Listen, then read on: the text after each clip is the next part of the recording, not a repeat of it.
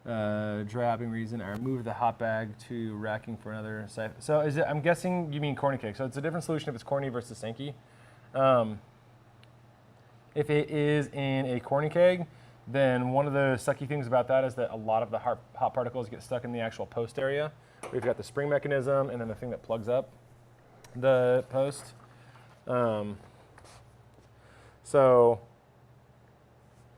tips to correct that right now, it's basically just blow CO2 or beer back down the opposite direction. Yeah, what Dustin said.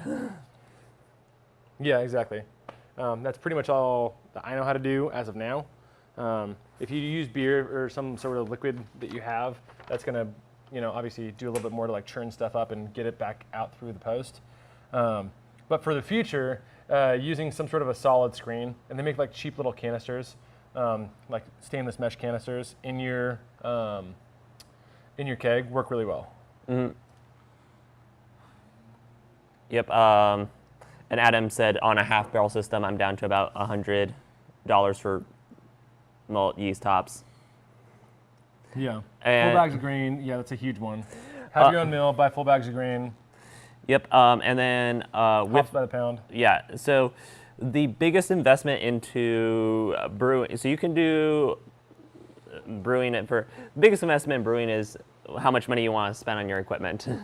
Yes. So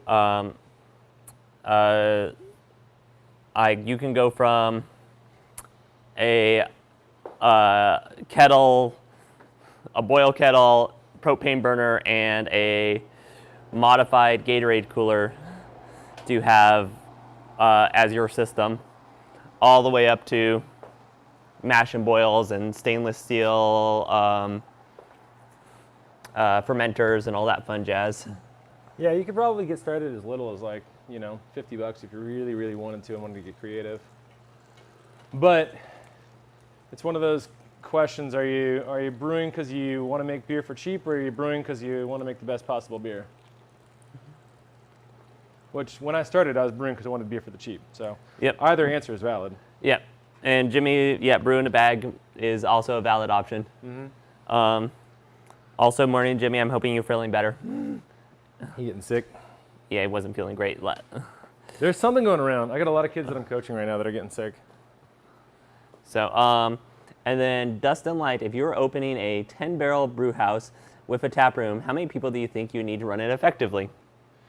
5 is your minimum. So it kind of depends on what your skill set is. Honestly, 10-barrel, you would need a dedicated full-time brewer. Yeah, you need dedicated full-time brewer. You need someone to manage labor and manage hours, which that could be you. But if you're also managing books and marketing, so I would say your float skill set, if this is going to be your full-time job, not like an investment, but your full-time job, your float skill set can either be managing books, costs, revenue, orders, or it could be managing people and marketing. It can't be both. The books, the people and marketing, so they're scheduling for people, that can be the bookkeeper job, or it can be the marketing guy's job, but you can't try to do all those things yourself. Yeah. At a 10-barrel scale, it's not feasible. And then you do need someone to manage the tap room because your brewer is not going to have any time or energy to do that. Yep, you need someone to manage the tap room, and then you need at least 3 what I would call float employees. So they're going to be, part to full-time, 20 to 30 hours a week. Mm-hmm. Keg monkeys. Whatever they need to do. Yeah. So 5 including the tap room. Yeah, and not including yourself would be the minimum that I could see you working for that. Yeah. Again, you can change your hours. Let's say you're only open Saturdays for whatever random reason. Obviously, that's going to affect things, but still. Are you just saying precious things hours? Which is, they do it by themselves, which that's well, totally and they're doable. also on a small. Yeah. They are technically the smallest brewery in Spokane that occasionally brews at Bellwether. Yeah. So, also, where are you looking to open up this brewery? Yeah, send us beer. Or have us come down and taste your beer when you open up. Just throwing that out there. Yep. I think we got all the questions. How can you really push passion fruit flavors? Oh. Passion fruit's one that's hard. Yeah. So yes, you can use like actual passion fruit puree, which exists. You can get that from like aseptic purees and whatnot. But I think to push passion fruit flavor, you're going to have to combine your puree with a little bit of artificial flavor. So you're going to have that actual sweet component, because passion fruit can be like citrusy and a little bit bitter. Yeah. But if you add just a little bit of an actual like passion fruit syrup, you can kind of turn that into what you expect a real passion fruit to taste like. Yeah. And especially on smaller scales, don't be afraid to use extracts and syrups and stuff. Like, Yeah. I used to be anti that, but now I'm just like, if that's the flavor, like if you're going for a flavor. Yeah, there's so many flavors that are hard to get with the actual thing just by itself. So usually you're like, I want the real fruit flavor, so I'm going to use the real fruit, but then I've got to just turn that flavor, I've got to tweak it a little bit to get the actual flavor that I want, right? Mm-hmm. Yep. So, also, this was proposed in the Discord, which I am going to totally steal. This is for our beer recipes. Mm-hmm. I'm going to type up a bunch and put them on pieces of paper, and we're going to throw them into a bucket, and we're going to randomly pull. All right, I'm down. Let's do it.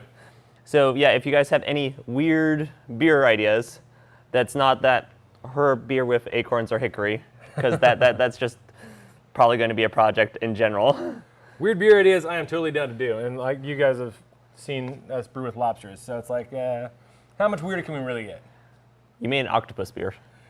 I mean, octopus and yeah, octopus is probably weirder than lobsters. I could taste the lobster better though. Yeah, the lobster tasted better. So I think my octopus beer tasted better than my lobster beer, because my octopus beer is the beer that like I would just session on, but my octopus beer didn't taste very octopusy. Yeah. Yeah, reasons. Last day of quarantine. Yep. So. As you guys have questions, feel free to throw them out there. If you guys are just tuning in, you wonder where we're at, we're finishing up the sparge here, so we're going to have probably one more half-gallon of water go through this, and then we're going to go on to boil. We're almost up at a boil temperature in here. Oh, also, everyone that was asking about the mash and boils and stuff, rice hulls. Rice hulls, yes. Are your best friend. I've got 0.75 of a pound of rice hulls in there. So. And I know that's not on the recipe, but it's just assumed in my mind. Yep, that's just something that I realized that we didn't have on the recipe and stuff, but yeah, rice hulls.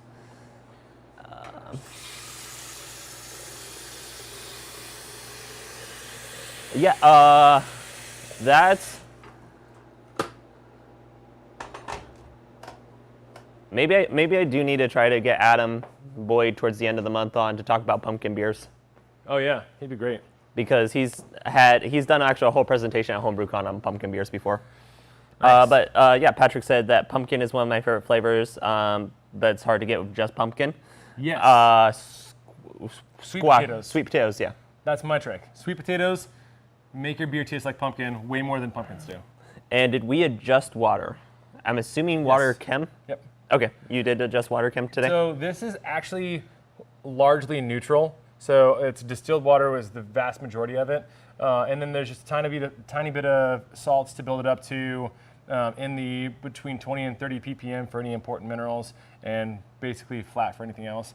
This is not how I'd normally do a CDA, but that's what I did for this one because I've got kind of an idea in mind of what might happen. And then there's ascorbs in there, obviously. Yep. Do we usually step mash when making a Mexican lager with a lot of maize? Yes. Yeah.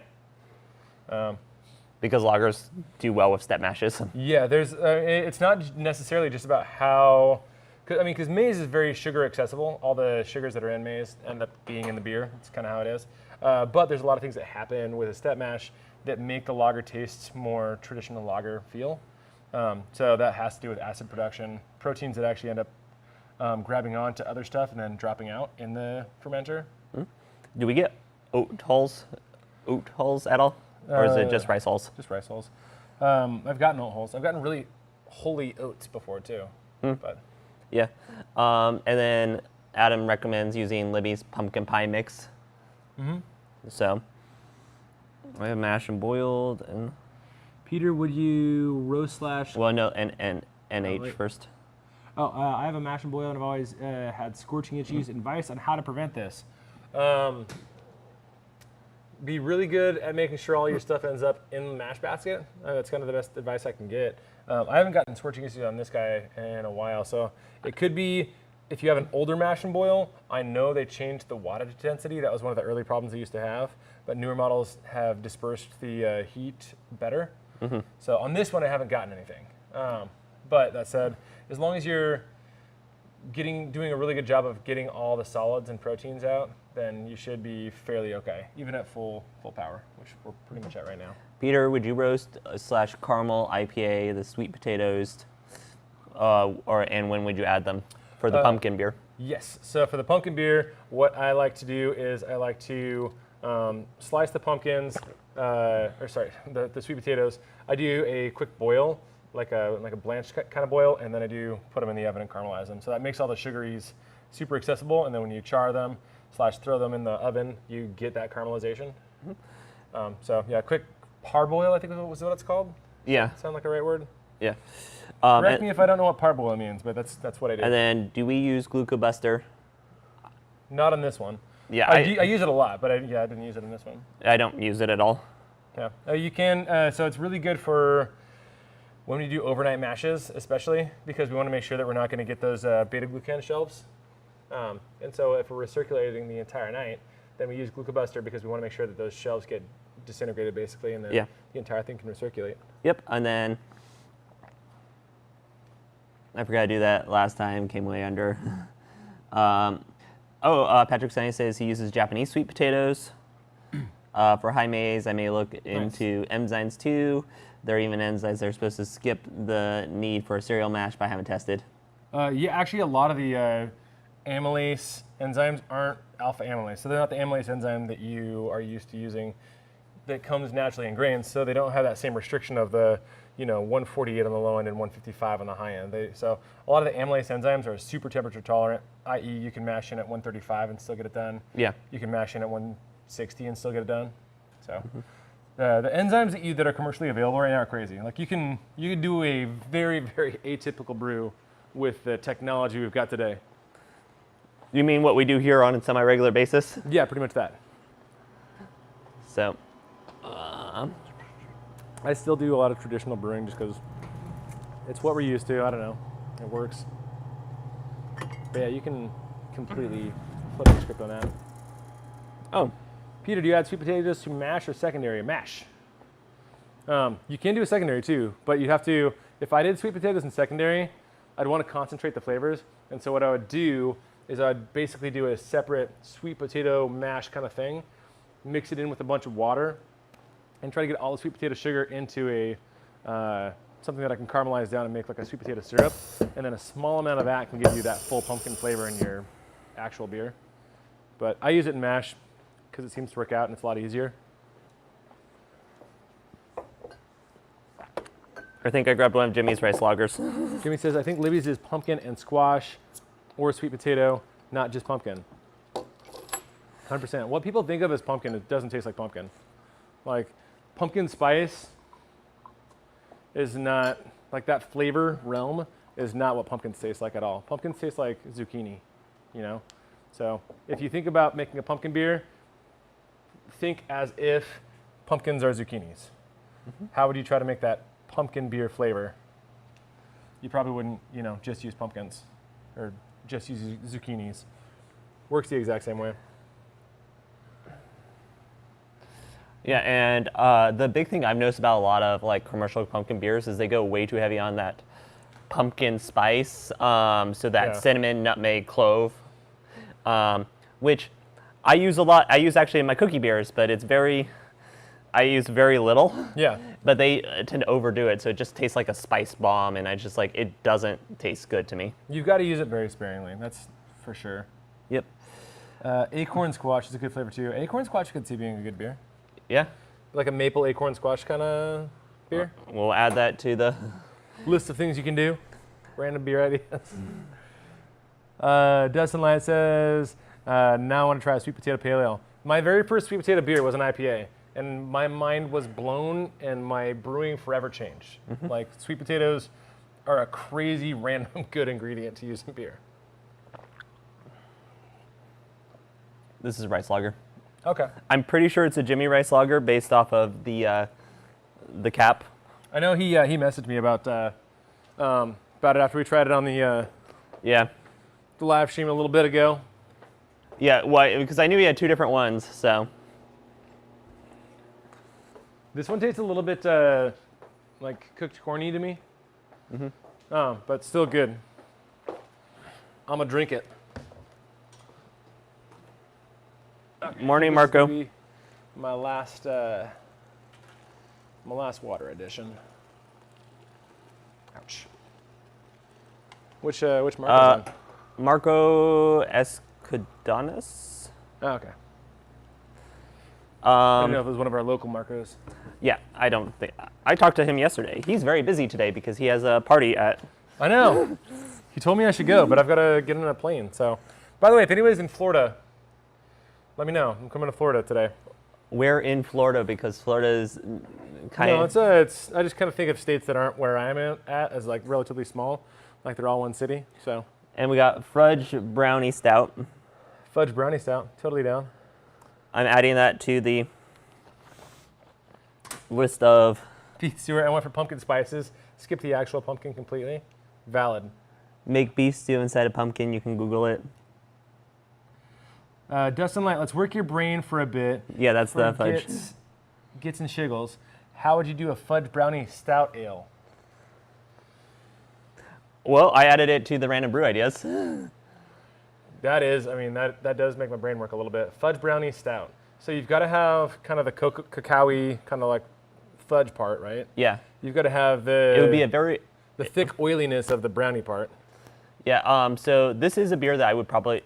I wouldn't be just a regular stout. I would definitely make this a pastry stout. I would. This might be one of my only use cases for maltodextrin. Yeah. To give that, because fudge has kind of that flat fullness. Yeah, and then definitely a little bit of lactose Yeah. to help build up that body and that sweetness. Because you kind of want this beer to be a thick beer, because when you hear fudge, you think Yeah.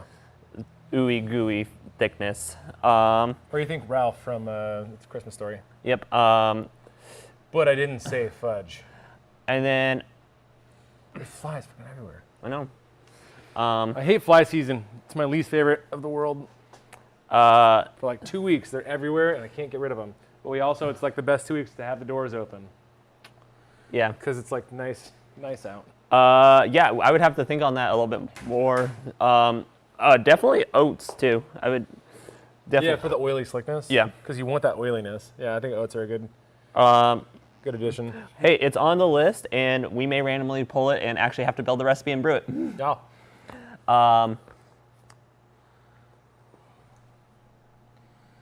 Oh, they're gonna start evacuating soon in Florida. Starting evacuating? Oh, the hurricane. Yeah. Because I think. Also, PNW Living, morning to the other side of our state. Patrick, are they evacuating Tampa, Florida?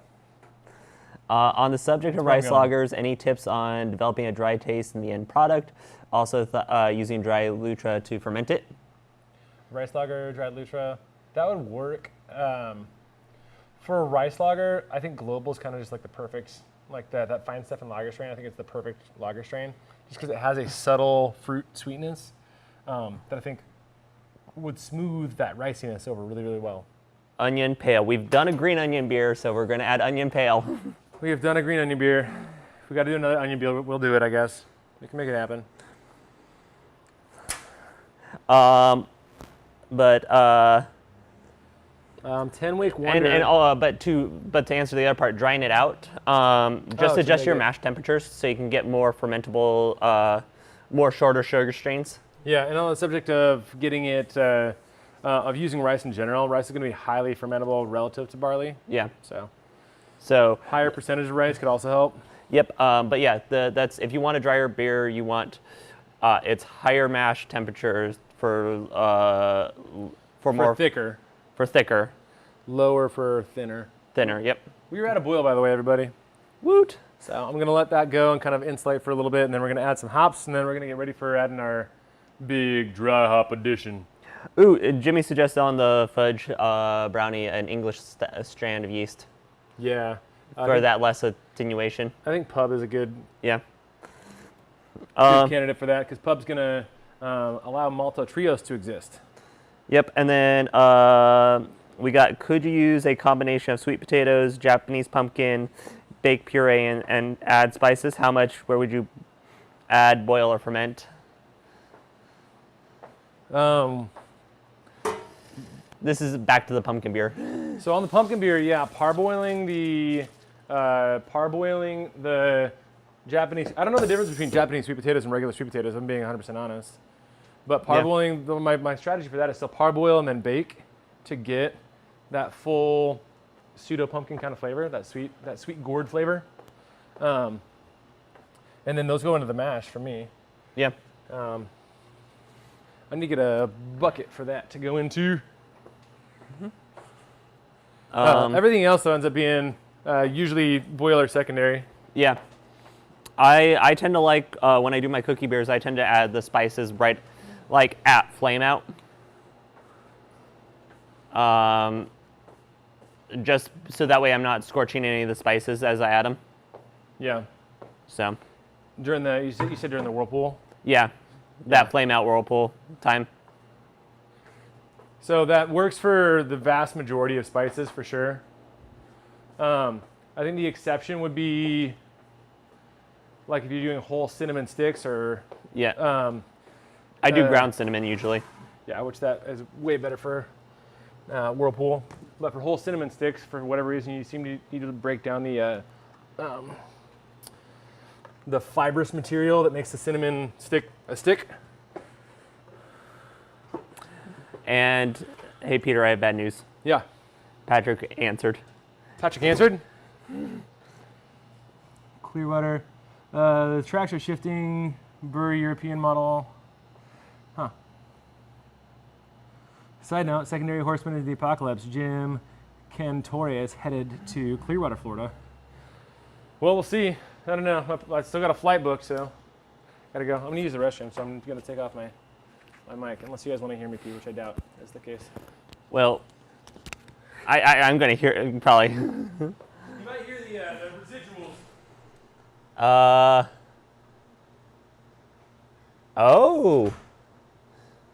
A black cold IPA. That's going to be cool.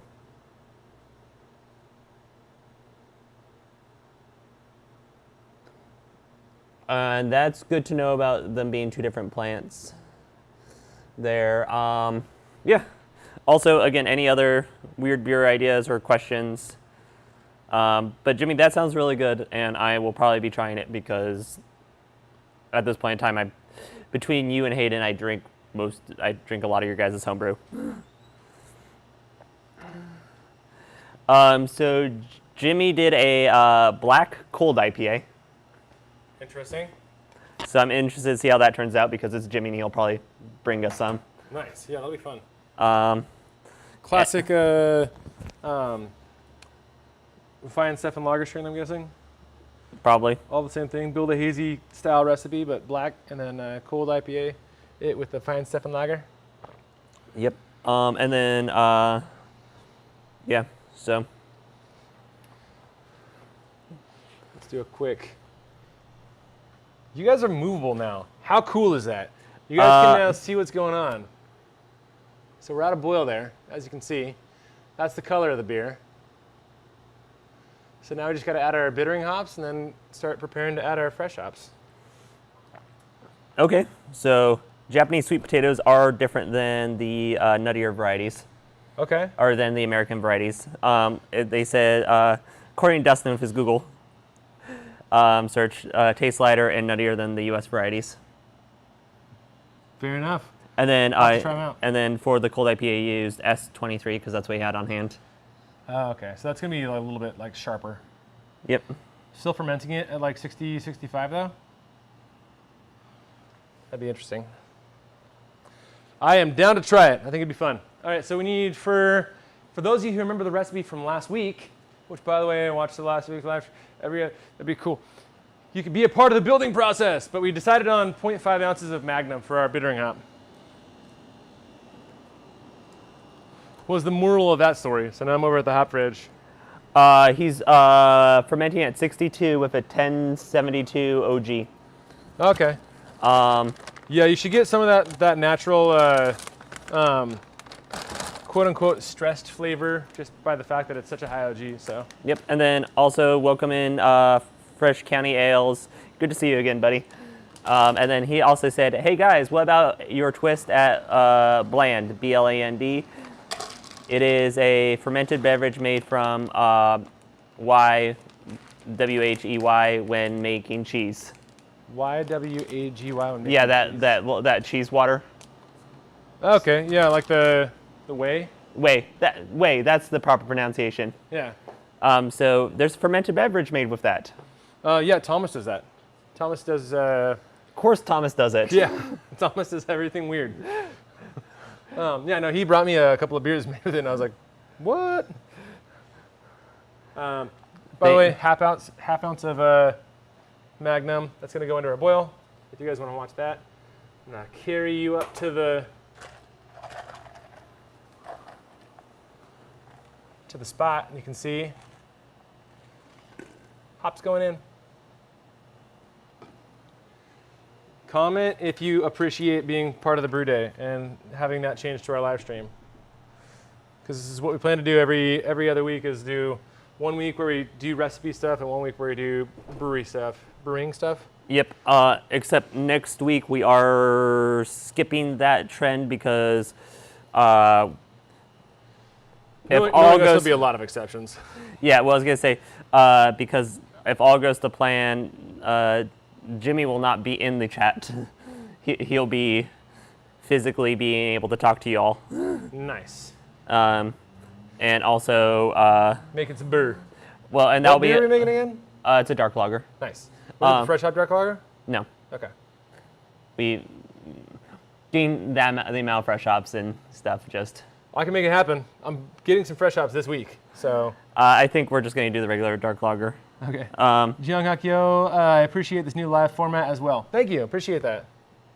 Hopefully we can be. You can make a milk mead? Yes, Thomas makes milk mead. I am not adding that to the list because. Yeah, all things are makeable. The one thing I've learned being in this industry for 12 years now is there's a lot of stuff that we just. When I was a fledgling, like, you know, pompous new brewer, is like, oh, I know everything. I know how to make beer, so I know all this stuff about beer. How much I have learned, I know there's so much to know about beer. Mm-hmm. It's crazy. Yep, and again, we are doing a fresh hop. The hops are in the back, and they are mystery. Yep. So what's going to happen is we are going to dunk those fresh hops in here using the mash and boil basket, and we're going to let that sit for about 20 minutes with the lid on, and then we're just going to transfer it to the fermenter. We're going to chill it, obviously, and then transfer it to the fermenter. But yeah, that's our stratagem. Oh, that makes sense. Maybe you should take a trek to a specialty store of country ale, like Coic Agent Stores, a division. The loans for Daily owns for unique ingredients. Oh yeah, using like a cultural store for like getting unique ingredients. Yeah. I'd be down. We got to find the best way to like live stream that stuff though, because right now this camera is our good camera, and then all of the cameras kind of look like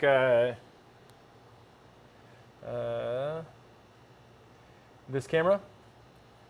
So all the cameras kind of look this, you know.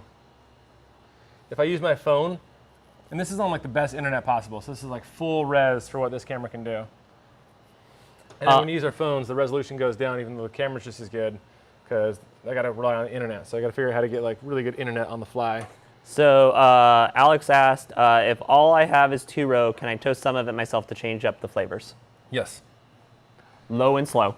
Yeah, and there you can mess around with like wetting it too and like getting pseudo caramelization.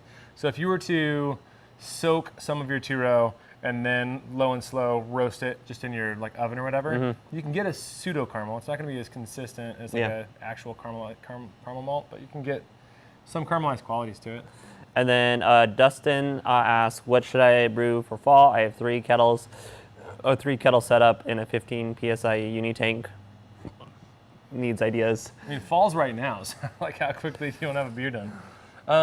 I would say do a fest beer style with a little bit of extra malt punch. So Oktoberfest with Lutra, and then just try to, I I would honestly. That's legitimately all I've been drinking this last week is tons of Oktoberfest. Fest beers and Marzens. Yeah, tis the season, right? Given the fact that one of my friends was in Munich yesterday. Oh, nice. Yeah, I mean, that'd be my vote. Yeah, brew a pressure fermented Lutra Fest beer. Mm-hmm. And then starting to get, honestly, if you have a little bit, if you want a little bit of time, a Baltic Porter is actually not bad either. You just have to lager that. Yeah, that one's gonna be it's gonna be ready for winter. Which is why I'm saying brew that now. Yeah, you might be able to get it. I mean, if you Lutra ferment a Baltic Porter, whole new brain thought right now.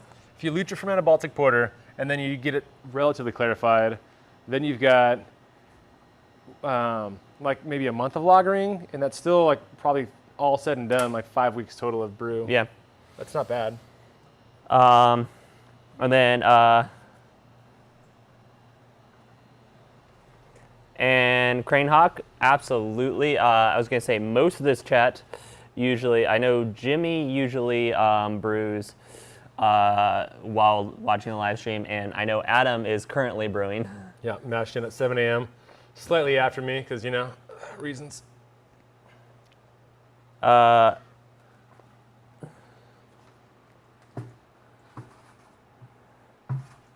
then Jimmy, yes, I'll add that.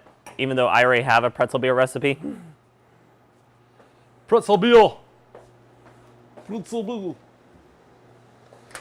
Comment if you can hear me when I'm way back here, by the way, because I'm back in the brew house now. You can hear me. That means that I don't even know if Matt can hear me back here. What? Exactly. I can't hear you. They can. Seeing how well our wireless system works. Autumn olives. Olives? Olives. And olive beer.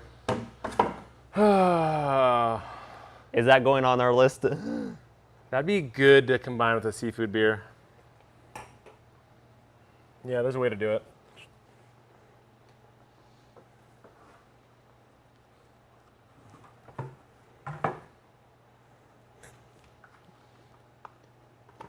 Ow. Ow. By the way, stuff is hot after you put it in boiling water. Really? Uh-huh. Crazy, right? Yeah, and they said no change in volume when you went back. Nice. I couldn't hear you. No, that's what I thought was funny. I was walking around I know Matt can't hear me, but I'm going to talk to the chat real quick. That's why I kind of shut up, because I was I can tell Peter's talking, but don't know what he's saying. He's probably making fun of me. I wasn't making fun of you. I'll do that now that I know, though. Now that I know I can. I was going to say, you just make fun of me to my face anyway, so. That's true. There's no difference in how I talk to you. In front of you or in front of other people. Or behind you. I don't know what I'm saying. All right, last little bit of wort it got from draining the mash. Just going to throw that in just because, extra volume. Why not? Mm-hmm. Yeah, I was going to say, me and Peter talk pretty candid to each other. I think there's no reason not to. Well, we've become good friends. That's how you know your friends. Yeah, well, I was going to say, given the fact that there was definitely, once this shop opened up, I was definitely in the top 3 for beer buyers for a little while. Probably. I wasn't number 1 because we all know who number 1 is. The top overall beer buyer? Jimmy, or Jerry. Oh, yeah.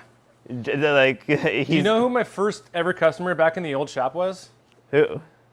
So the first customer I ever had when I opened up this shop in the old location 10 years ago was Mark. Mark Hanley? Yeah, Bardic. Yeah, oh, wow. He's the very first person who ever walked through my doors when I was open. That's small world. I know. I love that fact, too. Because he's a super nice guy, and now he owns a brewery, too, which is an awesome brewery nearby. I was gonna say I love it, and if Mark, you do watch this, I do love you. It's just my only problem is just how big his beers are. Yeah, it's super high alcohol. I am actively going to drop my mug club from that one because I never fully utilize my mug there.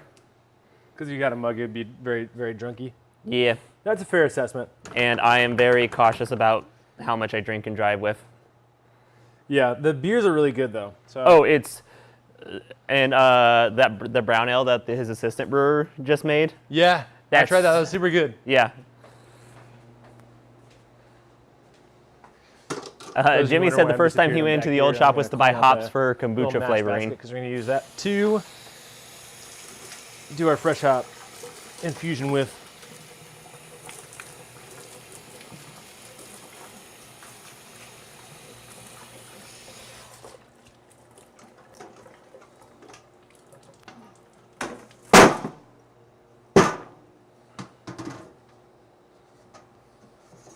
So.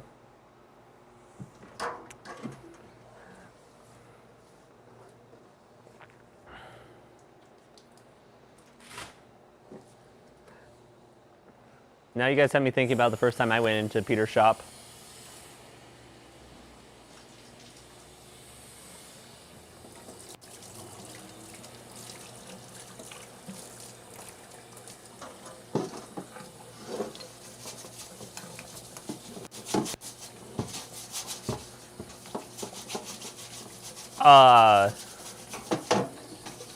I do think a pumpkin sour is doable.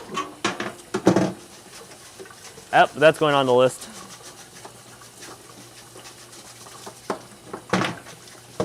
And yes, Peter is cleaning back there. Because we're using the grain basket for the fresh hops. So, oh, back over here. So yeah. Oh yeah, no, I've 85% of brewing is cleaning, 10% is watching water boil, and then there's about 5% of actually doing work.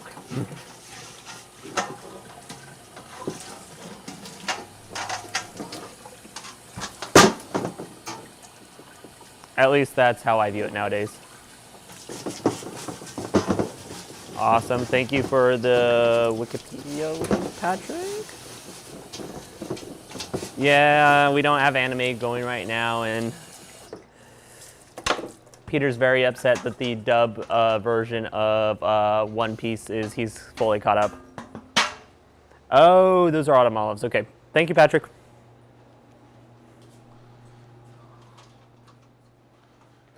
They were all commenting about the cleaning in the back. You could hear the cleaning noises. Yep. Was it good, like ASMR cleaning noises, or was it like, hey, you should have turned your mic off cleaning noises?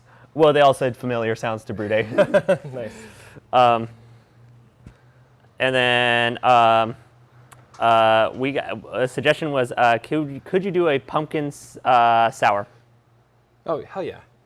Yeah, so I added it to the list of a pumpkin sour. Pumpkin sour is a fun beer to make. I've only done one before, but I thoroughly enjoyed the process and thoroughly enjoyed the beer at the end. Although, Nice. They all like it. Nice white noise. Good ASMR cleaning noises. It's a good level.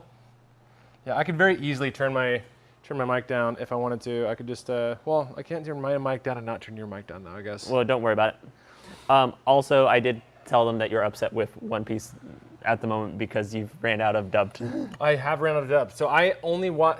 So I'm not like a huge subbed versus dubbed kind of nerd person, but I only watch dubbed for the reason that I only watch anime when I'm working or doing something else. Like, so I can't watch subbed because I can't, you know, like read and do stuff at the same time. Joined late. What are you drinking? Well, so That is the rice lager. This is a cider. We've also partaken in a doppel. Doppelbock, which is very tasty. Yep, and then I have now they're I've actually Elysian does a coffee pumpkin ale. Mm-hmm. They're pumpkicino. Pumpkicino? Yep. Elysian in Washington and actually probably around the country is probably known as like the pumpkin brewery. Yeah, they started a gigantic pumpkin fest in Washington a while ago. So like when I first opened up the Steel Barrel, one of my first like big events that I did was an Elysian Pumpkin Beer Fest. Yeah, and they still do like these pumpkins are like hundreds of pounds that they get for this fest, and then they like fill it. Yeah. They fill it with beer, and you're just drinking like and tap it out of the pumpkin. Yeah. And they have a 4-pack variety pack every year. it's a bigger than just 4 beers, but it's 4 different pumpkin beers, and then they usually have like 1 or 2 random specialty ones on top of that. Yeah.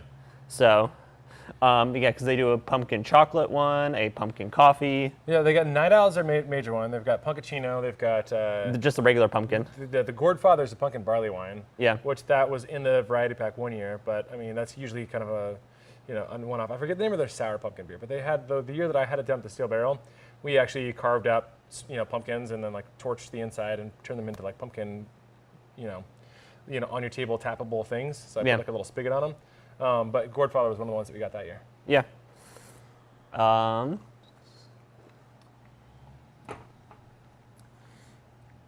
Rurouni Kenshin reboot? I'm down for Rurouni Kenshin reboot. Yep, and then Adam actually went and drank from the 400-pound pumpkin, got schnookered. Nice. Thanks for, oh yeah, Aaron. Also, Aaron, if you join the Discord server, feel free to ask questions. We have one of our regulars is in Australia that watches it late all the time. Yeah. Thule. A shout out to Thule. If he ends up making it on. Question: tips for making ginger beer without extract. I'll take this one Okay. because that's one of my favorite beers to brew. Oh yeah. So I adopt the cooking philosophy when it comes to ginger so cooking and baking, I've always been told you add 3 types of ginger. So I add 2 to beer. I do fresh grated ginger, and then I also do candy ginger. So I cut up some candy ginger. So that's and I do it the last 5 minutes for both. Yeah. Because candy ginger has such a different taste than fresh ginger. And then you could add powdered ginger because that also has a different taste. But those 2 combination I found gives you the most spice without that without it bitter. Yeah. Yeah. Because it's because the fresh will add that spicy, but then you get the actual what people think of ginger from the candy ginger. Right. So it's that balancing there between the 2. I like it. I'm gonna go grab some fresh hops. I think we're about ready to start doing some soaks.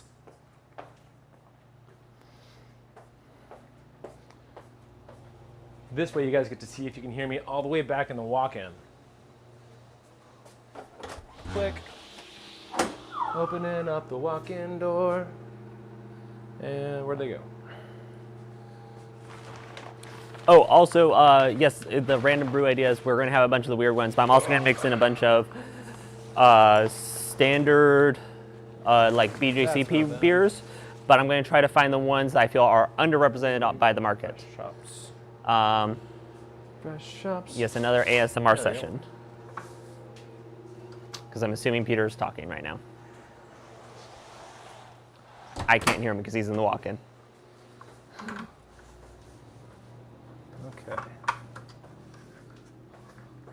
Pick out the leaves and stems. Thanks. Are you using ginger in the malt-based wort or all ginger? So I do it during the boil. Is when I add my ginger. Is that last 5 minutes of the boil. And legitimately, sometimes it does take me about 5 minutes to add because I will just grate the ginger right there. And for a 5-gallon batch, I usually do, it's 2 pieces of candy ginger that are cut up and 1 inch of root. Whatever that comes out to. Yes, there's some leaves in there, I'm sorry. It's all good. Leaves are just going to add a little leafiness, which, we kind of expect with fresh hops anyway, so. Yep. Here for the camera, I'll grab one of these nice, beautiful. The camera is mobile too, so if you guys wanted to see the entire thing, the entire camera can move. I guess if I can do that, yeah, I can already see it. Fresh hops. I'm dropping some. All right, so strategy here. What we're gonna do is we're gonna turn off the heat component. These still smell really fresh, even though I picked them Wednesday. Yeah. Yeah, they smell good. You can tell some of them definitely have the higher lupulin loads than other ones.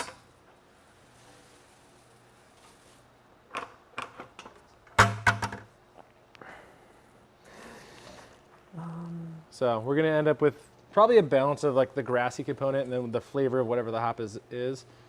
Yeah. So for those Which of you who are watching at home, like this one right here, I don't know if I can. It's really fuzzy.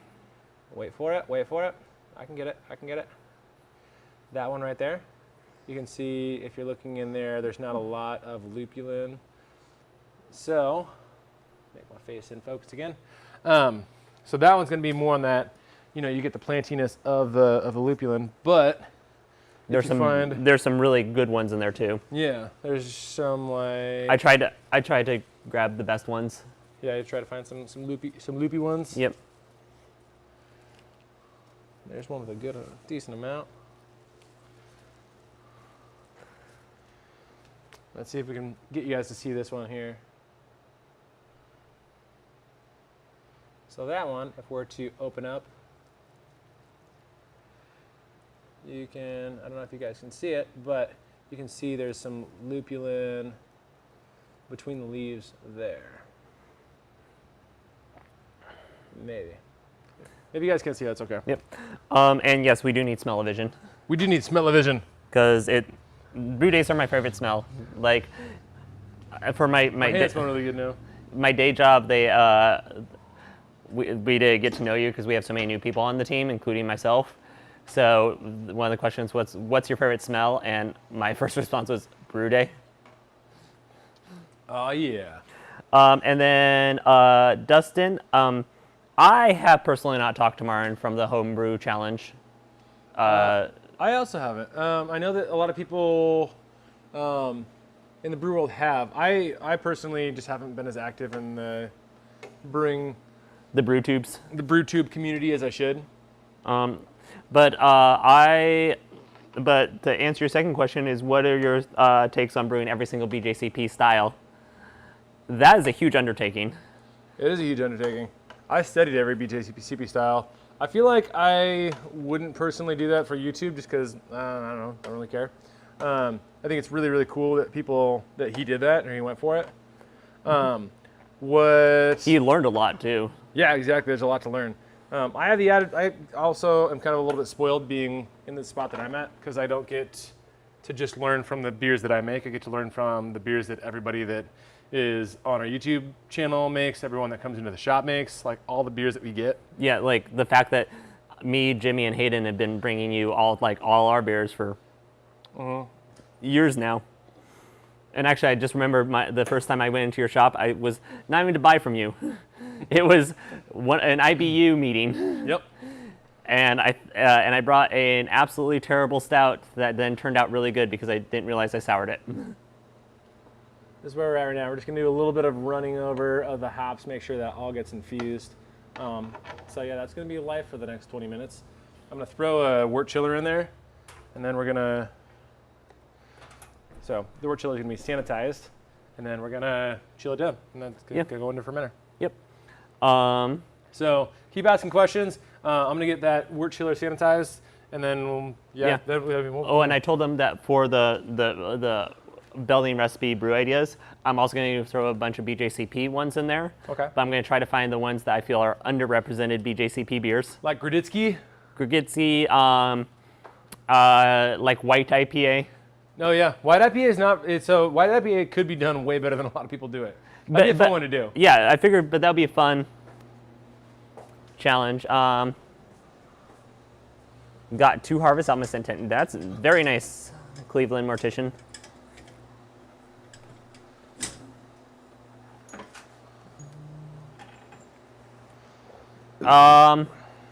Because that's what Peter had, is the Brewer's Edge Mash and Boil. Oh, hey, Peter. Yeah. Say hi to Stefan Stoudemire. You just go what over it? Stefan Stoudemire's in chat. Nice. Hey, Zevin. Kentucky Common. Yeah, so. Stephanie, if you're just catching up, we're making a fresh hot black IPA. And we completely changed our setup here so that, ow, by the way, hot things are hot. We completely changed our setup so that you guys are movable, maybe we can show you what's going on. So right now, obviously, we're just sanitizing our wort chiller by getting it into the hoppy business while it's boiling hot. And yeah, we're gonna let that kind of chill out for a couple minutes while we set everything up. We have a Norway. And Finally, Dustin. live stream, I can do it from Norway. Nice. And Dustin, we're very, very lucky being in the Pacific Northwest. We sure are, yeah. Like, so we have fresh hops are like that way. Yeah, it's most of the breweries in Spokane either got fresh hops from like neighbors in the community and stuff, or the brewer drove at like 4 in the morning down to Yakima, or 3 in the morning, picked up hops, and then drove back and put the hops straight into a beer. Yeah. So Just like we're doing that again this week, actually. Is it just another fresh hop IPA or Yeah, a pale? I don't know. We'll have to figure. We're getting another 22 pounds, but we're getting Idaho 7 this time. Oh, nice. So I think we're gonna do pale ale, but we're gonna probably have like 7 to 8 extra pounds. Mm-hmm. So if you come up with some ideas for next time we do beers, or if the Jimmy stream wants to be fresh hop dark IPA, that's also an option. Well, We'll figure out what to do with it. But, yeah, I'll text Damon, see what Damon wants to. Expat Norway Brews. I'm glad you were able to join the live stream. Let me figure out all the hooky uppies for getting this guy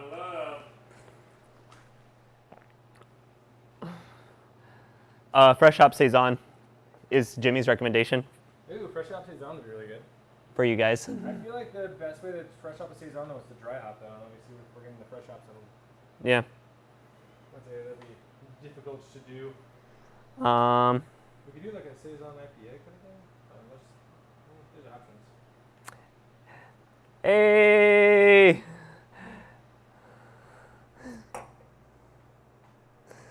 What are you aiming?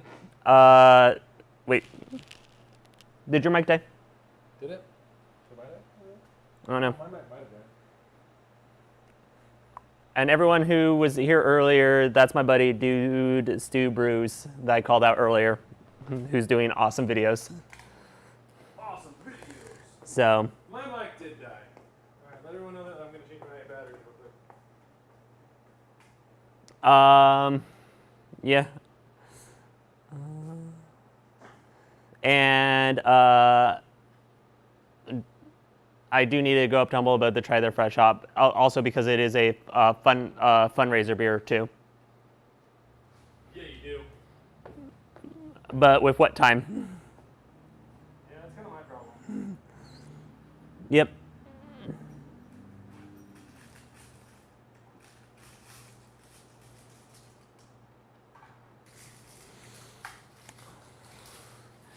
And Peter is fixing his mic stuff right now. That's why you can't hear him singing.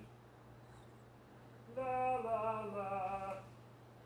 So, La, la, da, da, da, da. I actually need to respond to this text real quick. Boom, back on. Theoretically, I'm back on. Let me know if I'm back on, if you guys can hear me. We are working towards...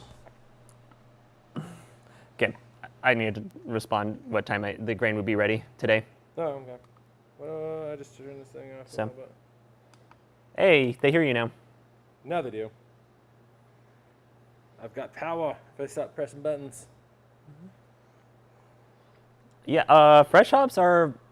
I'm honestly over fresh hops a little bit, but that's because I feel like I get too much grassy. Too much grass in the And oh, yeah, yep. You addressed the package to Matthew when you send. You said you definitely put attention Matthew on any packages you send with beer.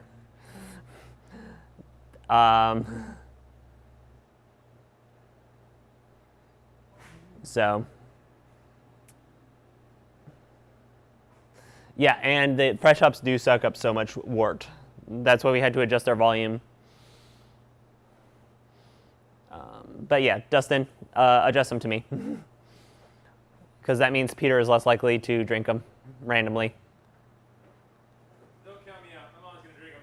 What am I drinking? They asked who to address the packages with beer to.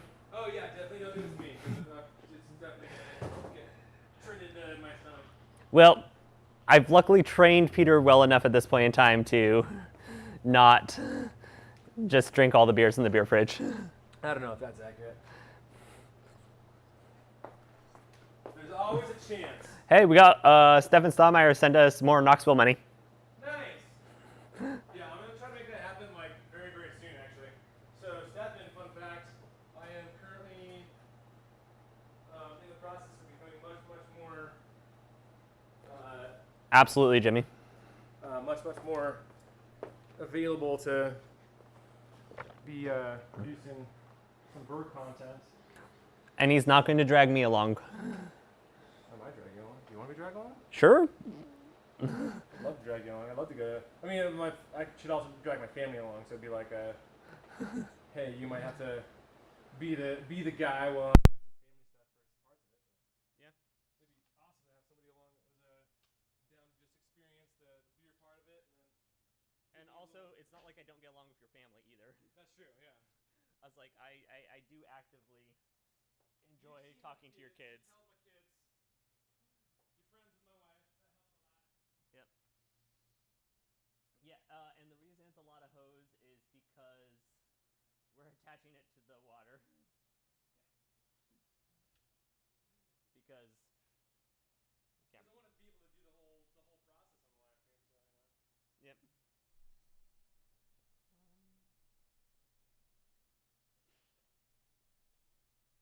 Oh, so you guys not picking up my mic?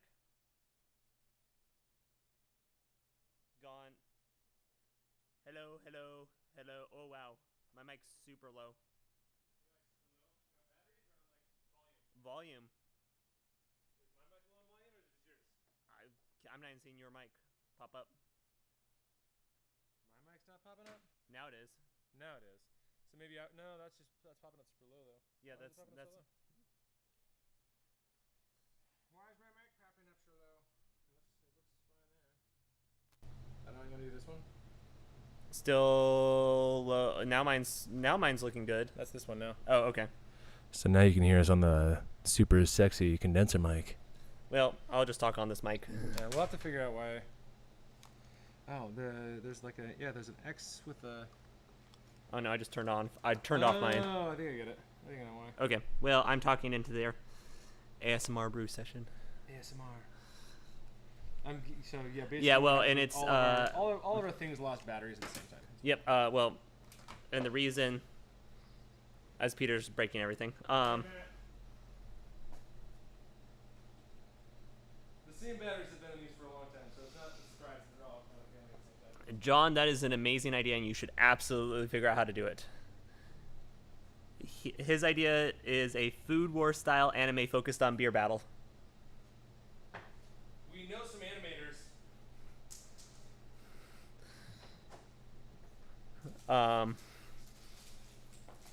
Yeah, so I love Food Wars. I was gonna say it's really well done, For such a stupid concept, it's and for something that is so fan servicey. oh, absolutely. It's just like how did that hook me in, right? And have we ever used organic hops? Probably. Let me know how. Let's take a look at how my mic is working right now. My mic. Nope, still pretty quiet. We have used organic hops at some point in time. Yeah.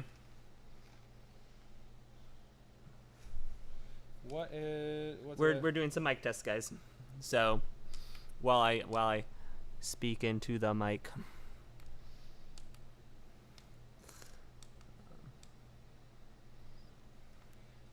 Yeah, so this mic still works. We're also setting up some stuff to finish out the brew days. Channel B, channel A3. There we go.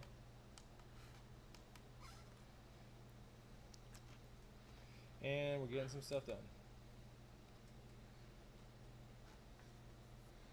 Let me know how that works. Nope, it's not working. MGXU. To that's working. We're on the same channel.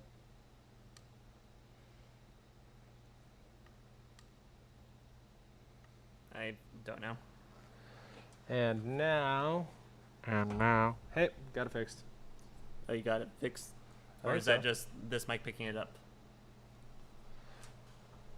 I'm gonna go with I got it fixed. Oh, okay. I can turn my mic on. Perfect.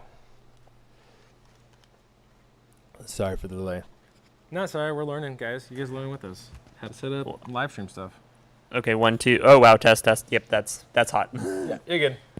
What were we talking about? Food Wars. Food Wars is a great anime. And I need to figure out how to chill. I'll be all dumb. All right, setting up the cold water in. I gotta figure out the cold water out.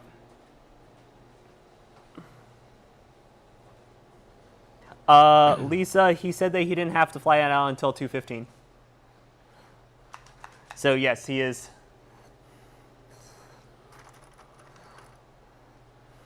So if I get hurricane evacuated by then, I'll let you guys know, I guess. So I triple checked when I got here what time he had to fly out, Lisa. So it is all on him. Your wife is making sure that you're paying attention to the time for your flight. Yes, I am. I texted her this morning.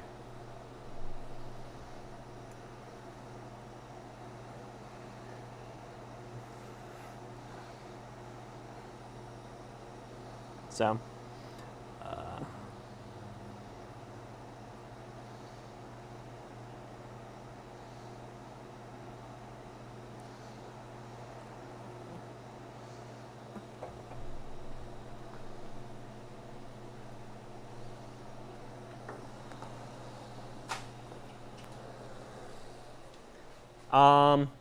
so to answer the question, no, we've done homebrews here at the shop. I've brewed about 3 or 4 beers here. But no, we don't necessarily have a setup where people can just come in and brew whenever. Not really. Not really. So, but because we did the homebrew live stream with me and Peter at one point in time on a Tuesday night. And I have homebrewed here a couple times, but usually as part of something I've scheduled in advance. That lid doesn't fit. You're a fit. Brew on premise is popular in some states. Yeah, at the old shop, when we had a garage in the back and like it was separate from the homebrew store, we definitely did some like homebrew club brew days there. Right. There might be ways to do it here in the future. It's just going to take figuring out some stuff. Yeah. But it wouldn't be like a brew on premise, it wouldn't be like a U-brew kind of business, if that's what people are asking. Because I know a lot of people have brought up the U-brew business model, and it doesn't have efficacy where we're at. Yeah. And we do have a lot of listening to that ASMR. Boom. Yeah, no, that's a definitely cool. We do a lot of our homebrew club is very well pre-COVID and starting to get back into is very proactive with pro-am events where we'll have like homebrewers make beer and like within certain parameters, and then whoever wins the tasting by popular vote gets to make that batch of beer with the brewery. And when Jimmy can talk a lot more about that next week, since he's kind of has done the most pro-ams in the Spokane area. So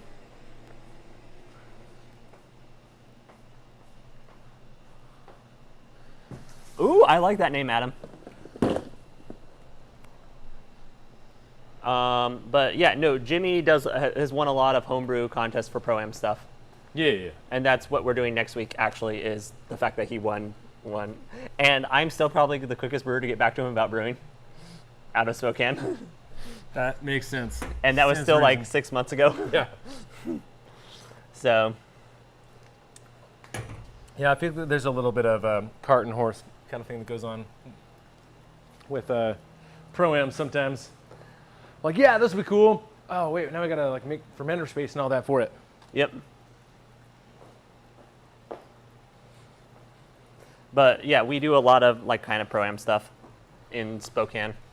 Is the sound better when I turn this off, by the way? Let's do, which one is it? Yeah, that one. Hello. Now you can hear us. Now, Yeah. yeah, perfect. Okay. So yeah, so I personally like the idea of getting homebrewers, and I was starting a whole project to get homebrewers behind the scenes at breweries. That's why I made 7 different coffee beers with different breweries.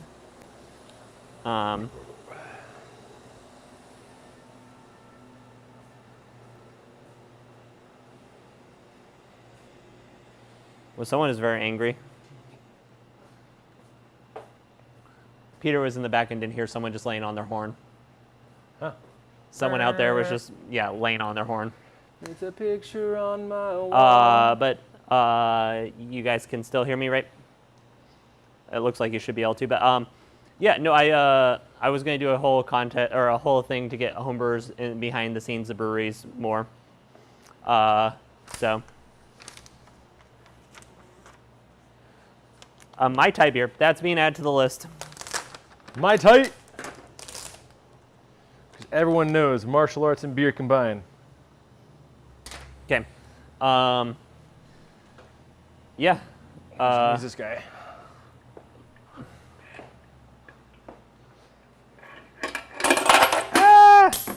The one We're gonna brew in this thing. But by the way, if you're in Spokane and want to buy that thing or a bigger version of that thing, we're getting rid of some of our old stuff just because we want to make room and like reorganize the back. So let me know if there's stuff you want to buy. Where did that go? Right there, on the floor. On the floor.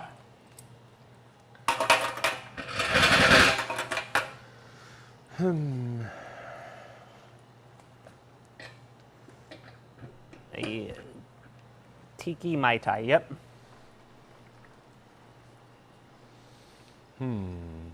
What's the best way to do this? You didn't think this far ahead, did you? Of course not. Peter's notorious for thinking just far enough ahead to get himself in trouble.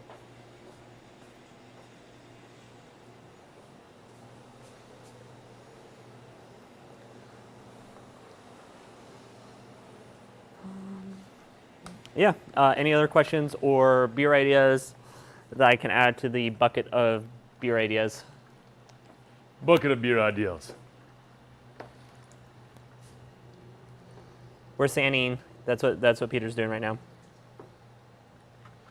Gonna use some Santa Clean. I was gonna say that was a lot of sanding clean.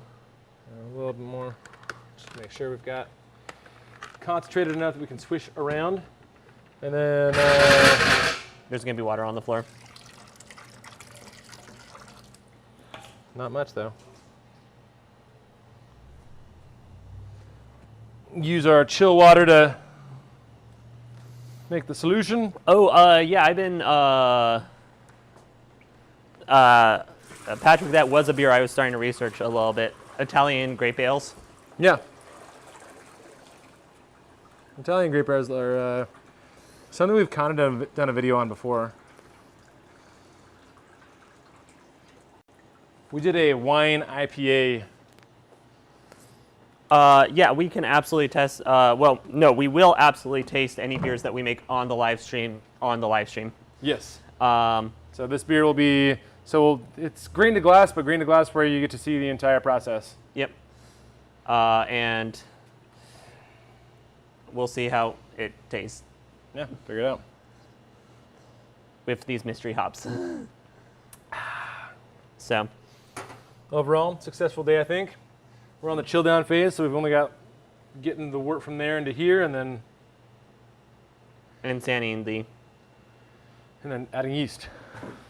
And what yeast did we say? German, I think was what we went with. I think Oh, we yeah. went with Dieter. That makes sense. Do you still have Dieter back there? Probably, maybe. Because I know where a lot of Dieter goes too. Yeah. We'll see. If not, we'll go whatever the live stream boat's on. Oh, Patrick, I really like that idea. What? 50 beers for 50 states using ingredients inspired by each of the states. Oh, I'm down for that. That'd be a good TikTok kind of trend thing too. Then I have to figure out how to manage social media for that. I'm writing that down. So for Washington, it's obviously hops. Yeah. Beer one done. Well, no, and I would do not this. Yeah. Well, we would have to use link malt as well. Local stuff. Yeah. Want to get super specific. 50 beers for 50 states. Actually, but Washington is known as the coffee capital too. Have you used Chinese chestnut as an ingredient? I don't even know what Chinese chestnut is. Yep. I have no clue. Boiled Chinese chestnut is quite sweet. There's a brewery that uses it. Hops and salmon. Don't put it past me. Don't put it past me. I was gonna say if it is a fish or seafood, Peter will try to figure out how to put it into a beer. 1,000%. That's not even a question. God, now after I'm done kegging beer today, that's what I'm going to be figuring out. Hops and salmon beer? No, 50 beers for 50 states. Oh yeah, it's a fun idea. That might be what we do instead of some of these. Well, we'll alternate. Yeah, because New England is easy. We're gonna have to figure out.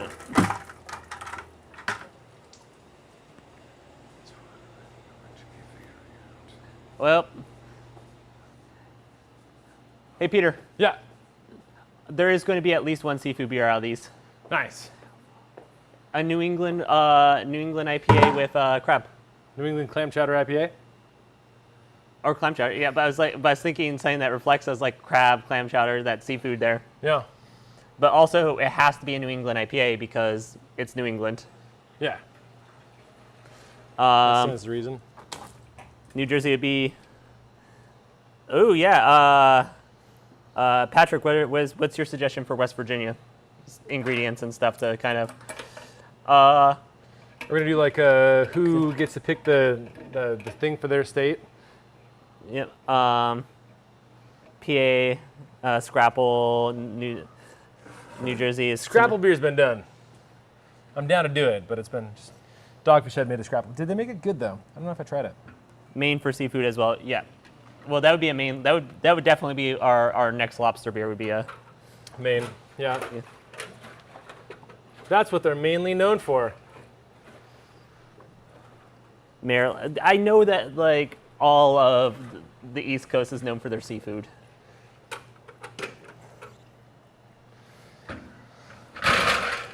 I also know that the East Coast exists. Well, except I would probably, honestly, for Maryland, Boston's in Maryland, right? Yeah. Okay, I was like, wait, I don't know my East Coast geography that well. Maybe it is. I don't actually know. Yeah, but I would do a tea-based beer for Maryland, just to make fun of the Boston Tea Party. I really thought you were going to go with something like bomb related. And I was like, are we about to go into some dark territory? No. Yeah. We can only brew it after we run a marathon. Or if the beer bombs, then we have to run a marathon. Some offensive joke. Yeah, none of that was good. Yeah. Also, you expect me to run a marathon? I don't know. You did cross country. You can do it. I never did cross country. You know about cross country.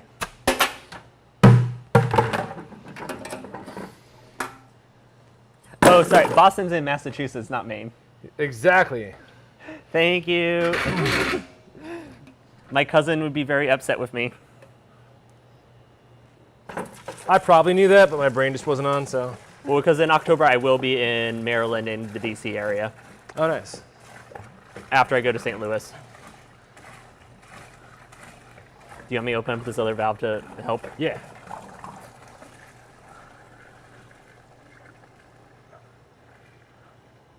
Way quicker.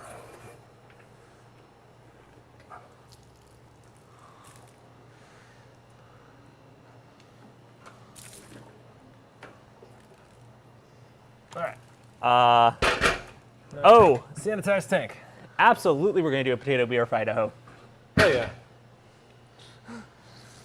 Totally on board with that. What else we gotta do? Is that it? Yeah. Almost done? We're almost done. Get our beer down to, so if you turn that on, actually, that'll tell us our temperature, which is nice. 123. Not too shabby. We're getting there. So, yeah, no, absolutely do a potato beer for Idaho.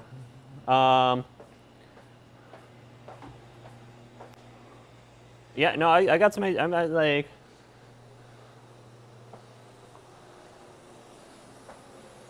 yeah. Kansas.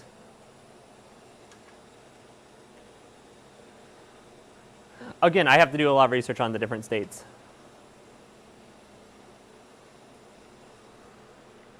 Oh, olive-based seasoning.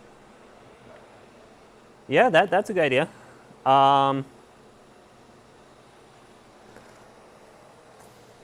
Just so you guys are aware, I've spent my whole life in the Pacific Northwest. Well, no, that's a lie. I was born in Albuquerque, New Mexico.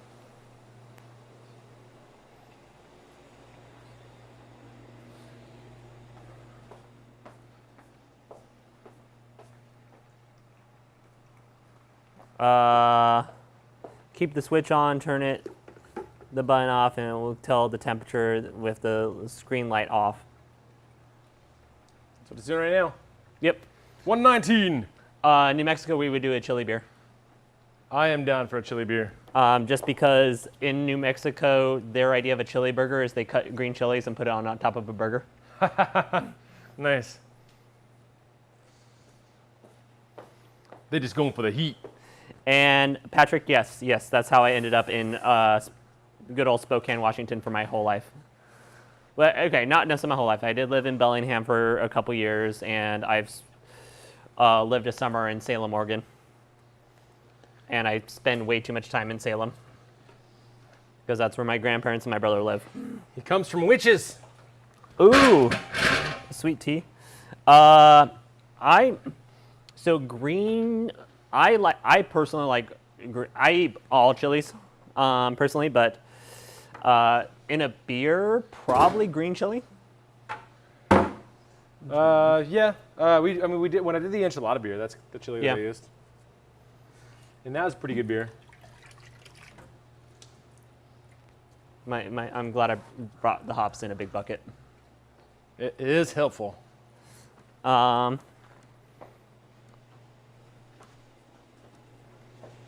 Ooh, nice, dude. Jalapeno Mosaic IPA. That sounds good. For Oregon, I would definitely do sign with Willamette hops, since the Willamette Valley, like those hops come from the Willamette Valley originally. Chili IPA. Possibly, but Are we going for like Nally style chili? Or are we going for like just chilies in general? I don't know. We'll figure it out. But I said that for Oregon we have to do sign with Willamette hops. Yeah, that's fair. So. Yeah, we probably have to use, well, we can use Imperial, but I feel like we have to use Wyeast just because Wyeast is the name of Mount Hood, and then, you know. Yeah. Oh, you would have to get Wyeast. I can do that. Still got an account. Just for one beer? New Mexico. Oh, Zed, I actually like that idea a lot. New Mexico chili beer should be chocolate chili stout with chipotle, guajillo, and anchos. Watch our Will Enchilada beer video. I made a really good beer for that, actually. And the answer to that question, Patrick, is no. We cannot make a proper sweet tea. Maybe you can't. I can't. But I am sure that we can find someone from the south to make us a proper sweet tea that lives up here. Oh yeah. You gotta find like a old country gal or something like that. Is that a thing? I have no idea. Yeah, well, we also haven't done a Will It Brew in a while, in a long time. Yeah. I would like to do another one again. They just take so much time. It takes a lot of setup and effort. I don't know if we have the infrastructure. Like me, it was me, Logan, and Ryan all filming and being part of the editorial process. Yeah. Which, if me, Logan, and Ryan can do it all together, I don't think that our current staff can do it at all.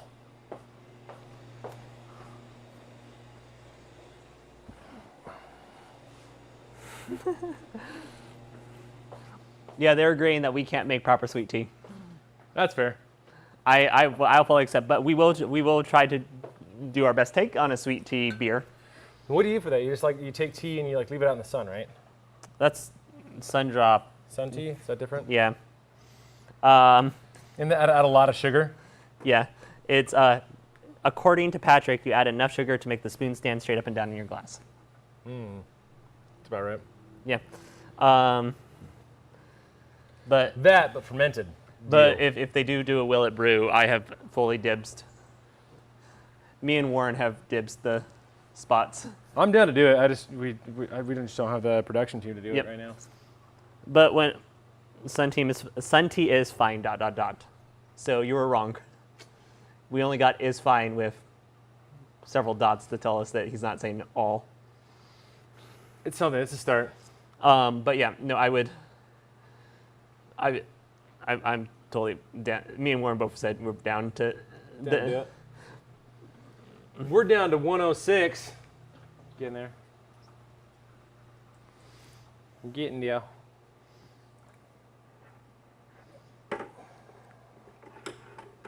So.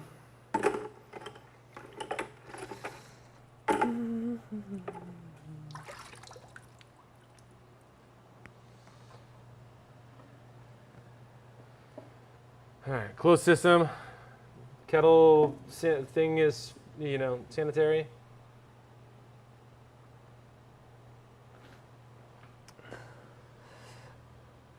Yeah. Patrick has some. Patrick, you've been giving us weird ideas that we've been adding to the list already. Wonderfully evil ideas. Throw them at me. Let's see it happen. We'll do them. Because we've done them. We did an octopus sushi beer. Yeah, I've gone pretty much as weird as you can go without throwing chemicals in beer. So.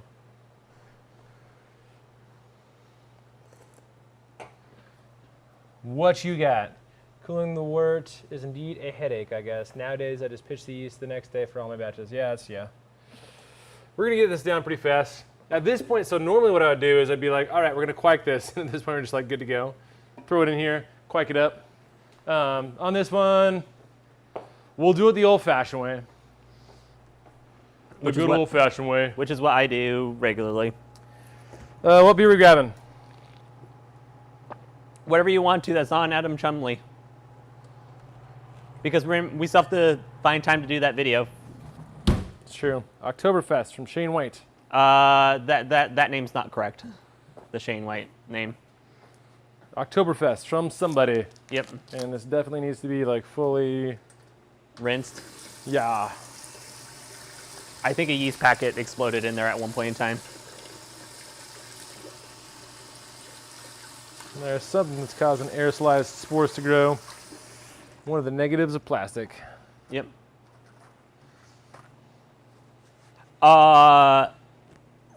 So I haven't, but our good friend Thomas has made a basil tomato beer.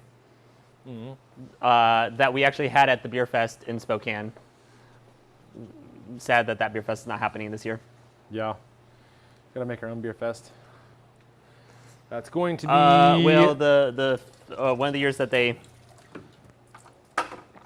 canceled, because it just popped up on my memories recently, is I did hashtag not a beer fest. Yeah. As I wandered around breweries, and There was like 4 people that were doing it. Like Rachel was doing it. Yeah. Greg from 509 Beer Blog was doing it. Just kind of doing your own. Yeah, we were make just your own beer going fest. around to all the breweries. So. No, he did Gruit, not a Goza, because Thomas does Gruits. So, but yeah, Thomas does Gruits. Yeah, he does. Brew it.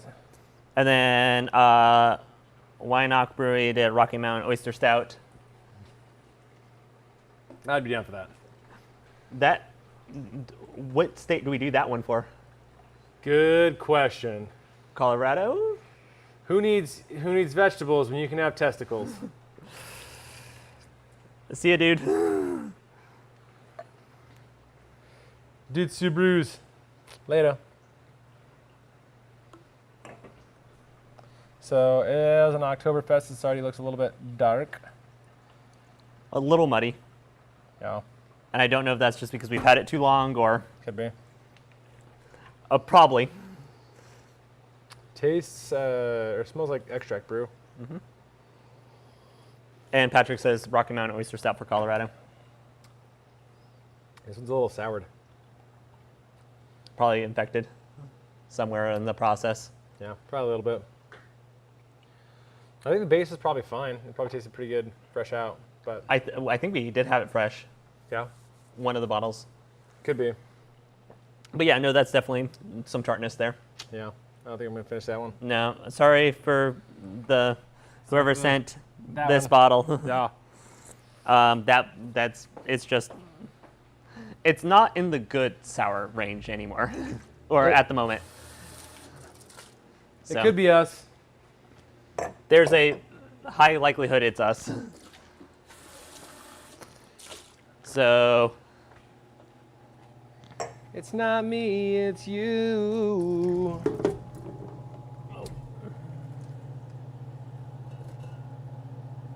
Flip that, reverse it.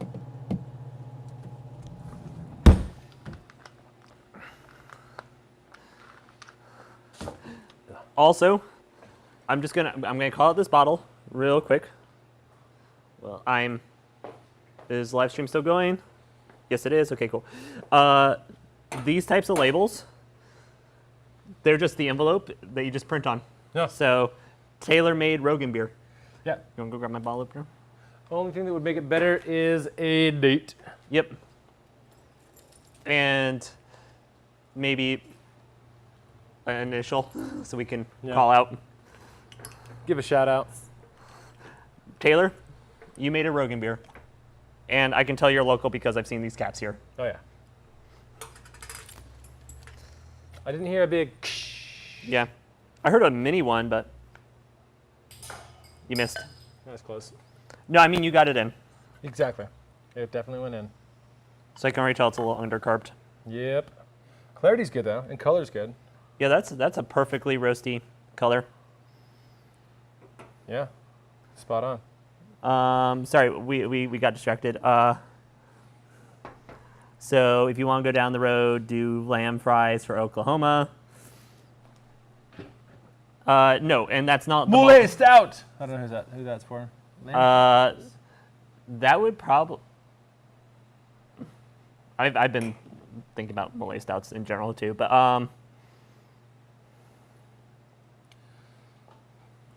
Taylor, I think this is done off tap, which is why it's undercarbonated, would be my guess. I don't see any sediment on the bottom. But this is pretty good. I think if it's oxidized a little bit, that's because it was done off tap. yeah. There is a little bit of that sherry, pseudo-papery, cardboardy kind of note. Not overwhelming and doesn't take away from the fact that the base beer right here it's really good. Yeah, that's a solid Rogan, which is what I wanted to brew today, but Yeah. did not get my planning done in time. Dang. This is So- good though. Yeah. We're down to 93. Getting close. So 50 God, now I'm really liking that 50 beers for 50 states. That's a cool idea. Maybe we just gotta maybe on next week's live stream we come up with an idea and we just start launching it and have people vote on what we do next. Or Yeah. The next state or something like that. Yeah, and for a conversation, I do want to have the Jimmy talk about doing pro-am stuff. Yeah. And actually how he approaches doing those types of contests and stuff So also, if you guys don't have homebrew clubs in your area, Then start- join our club. well, and also, or start one. Like, We don't have a club, but yeah, well, we have Show Us Your Genus, yeah, we do. On- Yeah. which I don't think a ton of people use on Instagram. But it exists. So Oklahoma has a huge German population and one of the biggest Oktoberfests in the U.S. Nice. Next time it's happening, which isn't nearly super soon time. it's about a year. Yeah, in about a year, let us know. Remind us, and maybe we can make it. I actually been told in Whitefish, Montana, there's a really good one Yeah, that makes sense. because I mean, Bayern is in Whitefish, around Whitefish, right? yeah, and he's actually the one who Yeah. posts it, and he wants to make it the most authentic Oktoberfest in the United States. He's a super German dude, so that makes sense. I also hear he's like the nicest guy in the world. Yeah, he's pretty fun. So I need to make a. I remember going and talking to him at a convention, like a vendor convention, a while ago. And this is back when I was managing bars, and so I was the beer buyer, and just, diving into the, hey, by the way, I also brew, and letting him just unload all his knowledge, was super fun. Patrick, I like the idea of oranges, key limes for Florida. And grouper. Fish. I know. What's everyone's state fish? That's when it's 50 beers for 50 states. It's gonna be like a state fruit, state flower, and state fish. That's what we're doing. I was gonna say, and then you get Arizona, which I don't know, has they fish. Salt is their fish. And of course, we'll have to get the Hawaiian one, which I can't pronounce. Oh yeah, The makamako. I can't pronounce. Yeah, it. I was gonna say I'm it's- also not gonna try. Yeah. Yeah, state. That'd be hilarious. So I think we do 50 beer for 50 states, just with recommended ingredients first. But it would also be hilarious to go through and do state flour, state fruit, and state fish, all in the same beer. No, Alaska, I would be doing a juniper beer for sure. Okay, is that the fruit? No, but they have a lot those pine trees and Yeah. and stuff. I know juniper's a big flavor Yeah, up there. juniper salmon beer. They said caribou. Catfish. Okay, stingray for California. Nice. Cucumber Alaska peppermint. could be caribou and ranch dressing. That sounds like a Midwestern thing. If ranch dressing's involved, it's a Midwest beer. You Yep. put ranch on everything. Catfish for Oklahoma, stingray for California. That's awesome. Oh, cornmeal. A cornmeal Cornmeal. for Oklahoma. I'm gonna have to re-go through this whole live chat and jot all these ideas down because I'm not writing any of them down right now. We'll figure it out. Cucumber mint ale. For I don't know. the Derby State, Kentucky. Oh yeah, absolutely. Because you want to. Now I have to go rewatch all the BrewDog episodes too. Oh yeah. Even though I hear those guys are actually terrible human beings. Yeah, that wasn't fun to find out. Ranch dressing was invented in Alaska. Huh? Ranch dressing, according to Patrick Sandy, was invented in Alaska. Oh, nice. So, Fine, Alaska can have it. Midwesterners got to give it up. 87 degrees, getting close. yeah, a mint julep for Kentucky. little bourbon and mint beer. Actually, that wouldn't be a bad idea. So we can show homebrewers how to mimic barrel aging. So we can do what? we can show homebrewers how to mimic barrel aging. Oh yeah. I like that idea a lot. So Bourbon, mint, and horse meat. That's their fish. in the Discord, I am going to create a channel where I'll post all the 50 states. Please go and like the state that you think we should Do next. do first. After the surprise beer for next month. Okay, I'm just going to tell you guys, we're going to do a birthday cake stout because I'm born the 17th. Peter's I'm born on the 18th. So I figured that would be a fun beer to have going so me and Peter can enjoy it when I get back Yeah. from my birthday vacation. Birthday. So Hibiscus raspberry saison. yeah, so I figured birthday cake stout. I like it. I also like hibiscus raspberry saison. Yeah. Alphabetical order for all 50 states. Alabama. That's where you stop. Actually, that makes it easy. It does. Let's just do that. No voting. We're going to do alphabetical for 50 states, and I don't know if I'm going to do reverse or... But voting's so fun. If we did reverse, what's the last one? Wyoming? Yes. Wyoming would be steer meat and hay. No idea. No. I have no idea what's in Wyoming. Well, I will, of course, be looking up every state's like fruit and Yeah. vegetable in like local cuisine. I do watch a lot of Top Chef. That's good. Helpful. Main state food is whoopie pies. Fair enough. Where's Ben and Jerry's? Ben and Jerry's is Delaware, right? I have no idea. Where state Ben and Jerry's is like, Ice cream beer would be fun. yeah. Cherry Garcia. So Brewery in Daytona that did a mint julep sour. Unfortunately, they went out of business. Orange cherry bourbon, old fashioned. I like that. I like that idea. A lot of the orange zest. So I'm gonna have to look up every state's state drink, state fruit, state food. Okay, we got this. Easy. Easy. I have a lot of time to sit today. Actually, I have a lot of work to do, but there's also time in between. Yeah. Well, do your work. Make sure you get work done first. Yep. 84. 84. We're getting close. Yep. I'm hanging out here until we get it into the thing, and then I'm gonna take off, scoots, grab some food on my way to work. Not that this isn't also work for me, but this is more fun work. Guava and tamarind sour, Nebraska corn. We got Dieter. Vermont. Ooh, okay.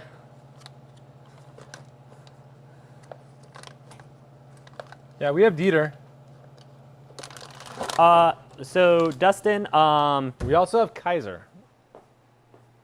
ooh, I always like Kaiser. Got a lot more Kaiser than Dieter. But Dustin, so I kind of have 3 jobs. My full-time pays the bill job is I work for a health insurance company during the week. I answer emails for people. My other job, which takes up most of my time, and that's where I'm scooting to, is I'm a professional brewer at a not Genus brewery, which you'll see next week on the live stream. And then my third job is managing this for Peter because Peter is so busy. Oh, I got a call. 1 sec. Okay. Yep. So Nope. that's Not too much. that's It's my all the life, same. and then I play Dungeons and Dragons outside of that. There you go. So the amount of free time I have is very. Yesterday was my only free time, and I still went to a wedding, and then went to a fundraiser in Spokane. Yeah, people Wilhelm? were commenting on that. Like, there's a hurricane crisis in Florida. I'm like, okay, I'm still planning on going. So Okay, sounds good. So yeah. Yeah. So I absolutely love it. And right now for my professional brewing job, I'm playing a lot of catch up because there was a pause in production, and I want to make sure that I can only have to brew once a week instead of doing double batches. Apparently there's a chance I'm not going to Florida. Oh no. Just got a call from my other job boss. Speaking of working lots of jobs. And I play 5th edition D&D. I'm a player in a group, and I am running a group. If I don't go to Florida, you want to do a... you're probably going to be busy pretty late, though. Do you want to do, like, I come and... I can do something. I could figure out something tonight. Yeah, I was gonna say I'm. Like it'd be like a later night thing, like after everything, like make sure all our ducks are in rows. Yeah, because it's since I'm only doing a 1-barrel batch today. Okay. That's about a 6-hour day. Okay. And because I'm actually going to, because I got here so early because I thought we were leaving early, I didn't do my standard of start the water warming up. Oh. So. My bad.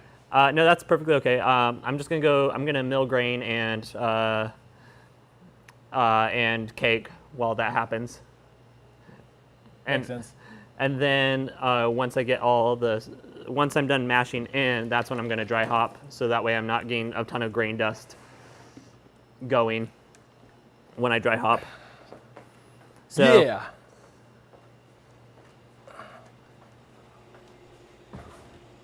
yeah. Yeah, Dustin, shoot me the stuff on Discord or Bear Puncher Brews on Instagram, and I'll definitely see, because D&D is like, it goes beer, D&D, rock climbing are like my 3 passions. Actually, no, I lie. Comic books are really up there because I teach a class.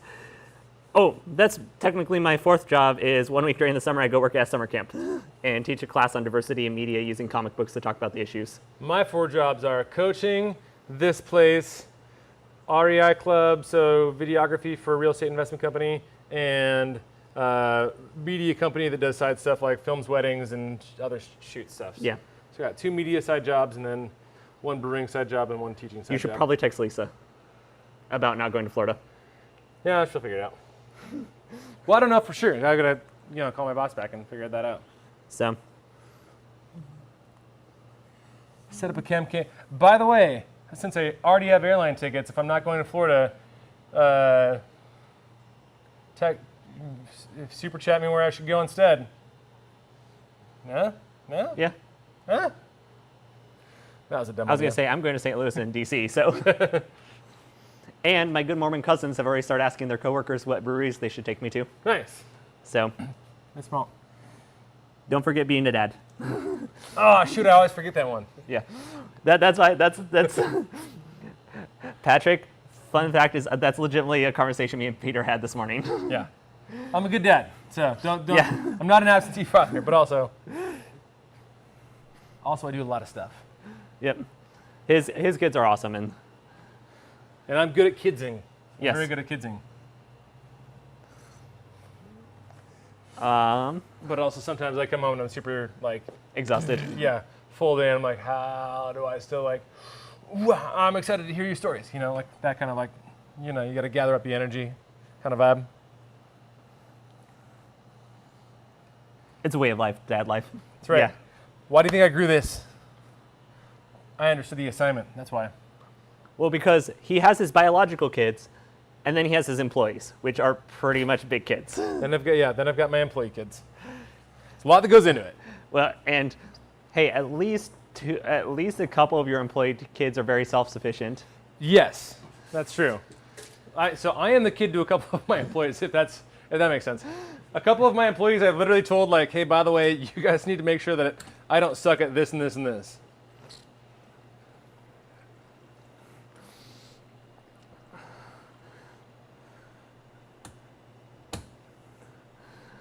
My parents, I will be honest, my parents still treat me as a kid occasionally, which is good because I was working one day at the brewery doing some cleaning, and my mom realized that I was starting to get a little cranky, and she just yells across the brewery and asked if I had eaten yet today. Yeah. You're like, And I sat there, was like, no. She's like, cool, I'm buying you pizza. So that's fair.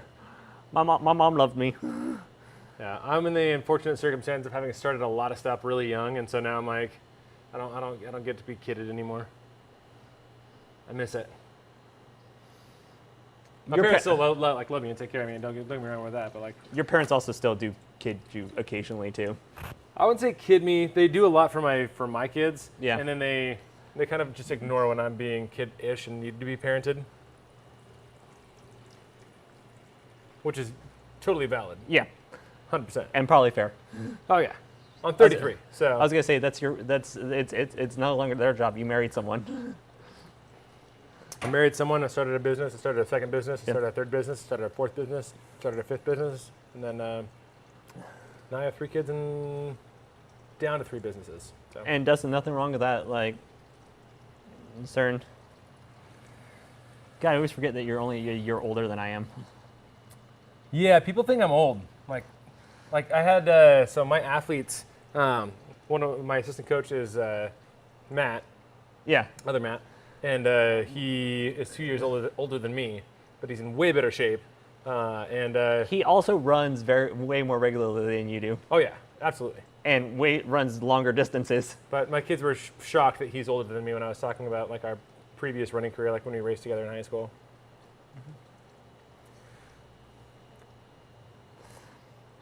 Yeah. No, I. I've done a lot of stuff in my youth, and I've also aged myself by sacrificing taking care of my body for accomplishing things. Yeah. The rock climbing helped me stay younger, Yeah. and I am not even the strongest rock climbing brewer in Spokane. That's me. No, that goes to Steve Moss. Yeah. Oh, it's me. You see there's a muscle there? Have you seen the videos that Steve posts on his Instagram and Facebook Yeah. and stuff? Like, that man's a beast. He is. I was gonna say it's between him and Hayden on like who's the strongest brewer. I mean, in terms of like how much can you push / lift, it's definitely Hayden, obviously. Yeah.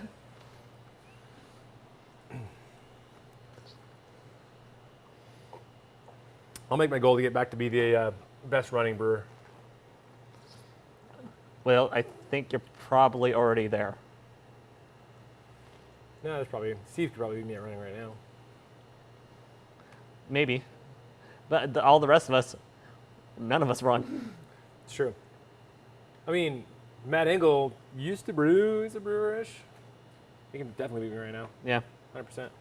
But on the professional side, I don't. Oh no, there's a kid that's he runs for Eastern that started brewing recently. He started coming in. Oh, is home brewing? Yeah, Oh, nice. he's currently running at for Eastern. I was thinking Washington professional University. brewers. Oh yeah, yeah. If you go to professional brewers,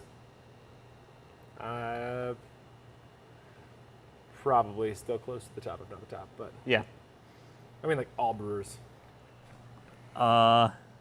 Not all. IAF. Oh, we're out of focus? And the brick wall's in focus? We look fine on my video.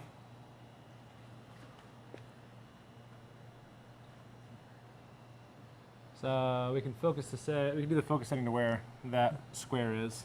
Belay So if it's there- IPA. Ooh, that's a good name for an IPA, Belay IPA. Y'all, let's put this in focus. Let's put that thing in focus. So if we're not in front of that thing, something that we're working on is in focus.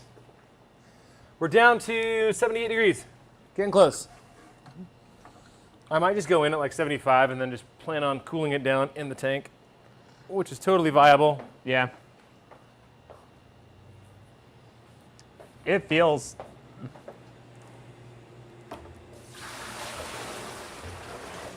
pretty cool. We are using either Dieter or Kaiser Yes. to answer that question. And sorry, me and Peter just kind of started riffing on each other. Yeah, like me and Peter are almost born exactly a year apart.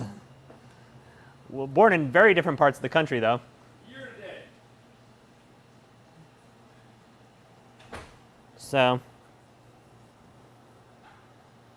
But yeah, either Kaiser or Dieter. We have more Kaiser currently in the shop, so we might be doing Kaiser.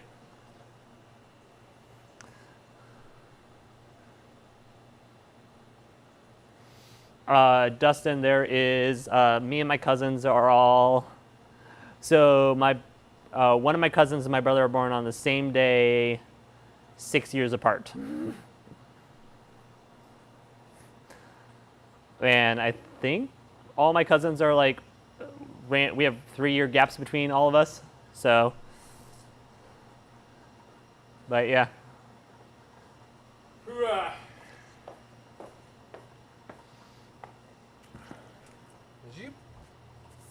Ba, ba, ba, da, dee, da.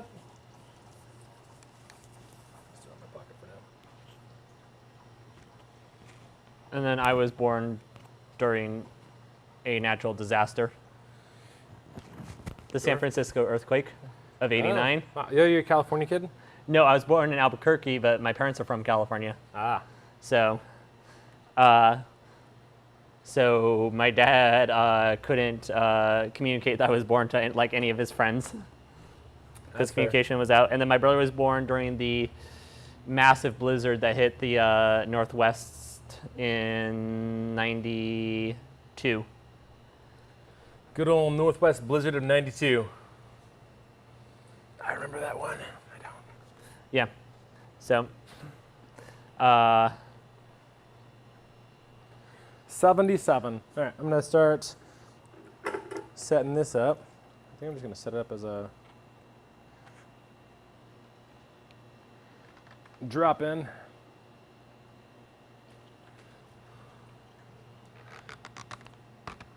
I don't think so. One more wrap. Got it. Back into this, Annie. I was gonna say we need an extra one of those at the brewery. I've got lots of extra tubes I'm trying to get rid of. Not tubes, but the that metal piece. Oh, the tri-clamps?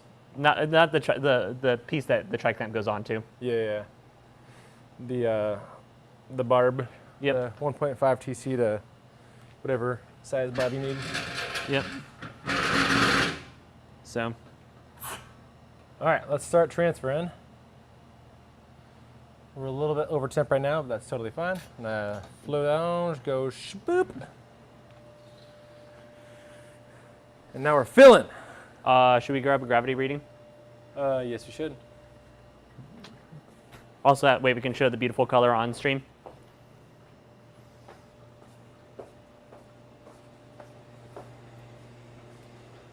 My little woman, my mom.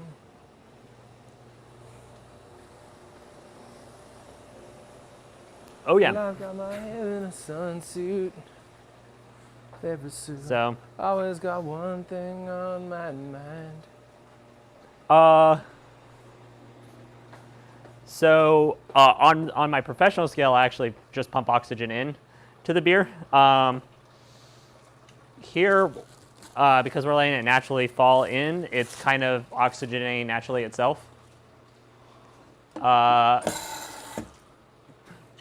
On the homebrew scale, I tend to just let the beer naturally fall and just kind of self-oxygenate.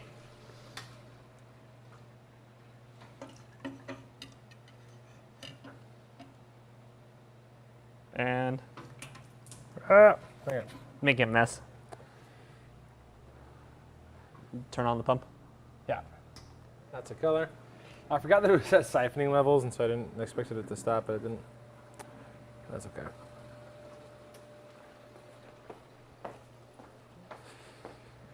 Jatzoker. How do you oxygenate your bigger batches of beer? I've got inline oxygenation. Okay.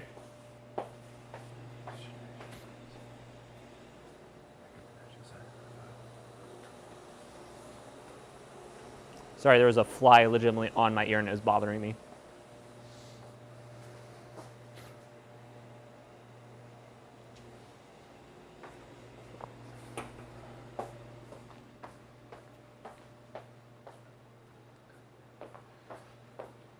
So yeah, on the bigger batches, if someone asks me on the next one. If I can go grab the thing, I probably can. Yeah, we've got a inline oxygenator that's also a thermometer. It's actually the same one that's on morebeer.com if you guys want to look at what we use. But it pumps oxygen directly into the wort in line.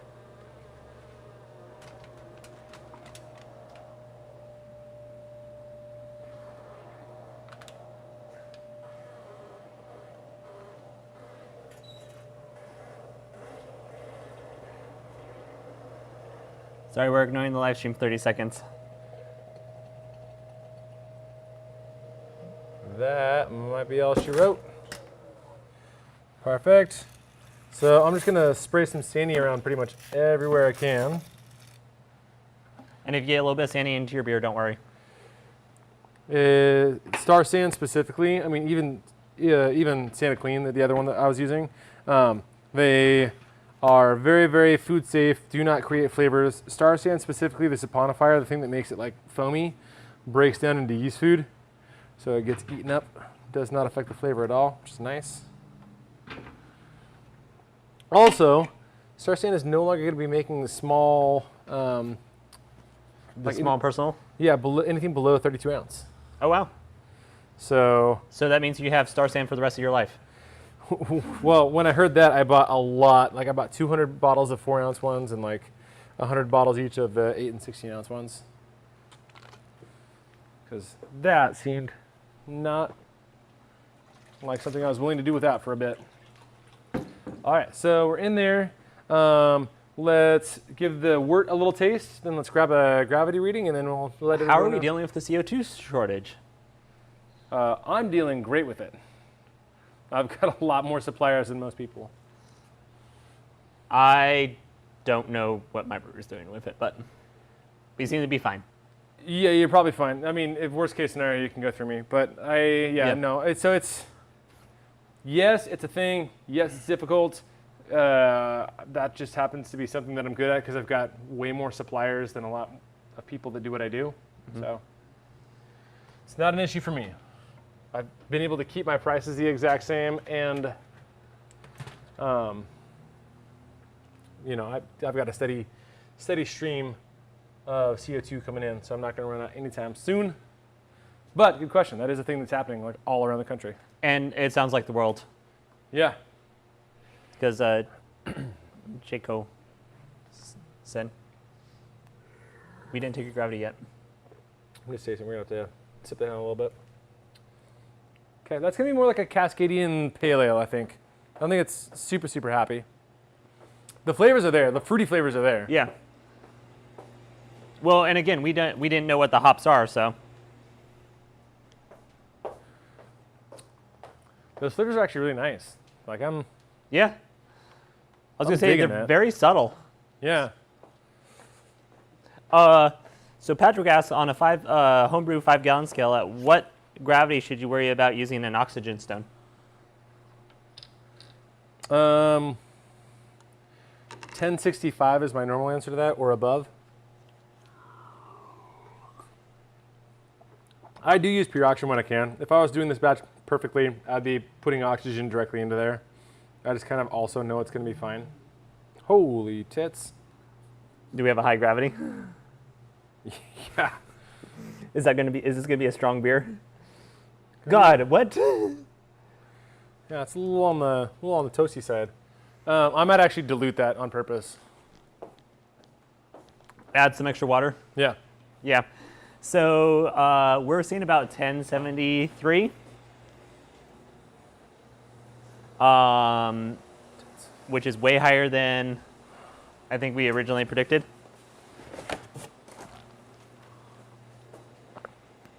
AK, we're efficient.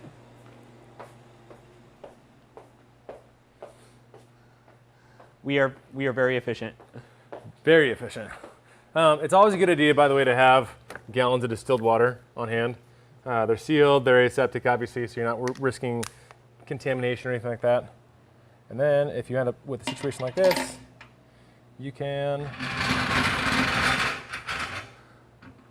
You have to move that later. Huh? You have to move that later. I know. I'm pretty strong. I can lift it.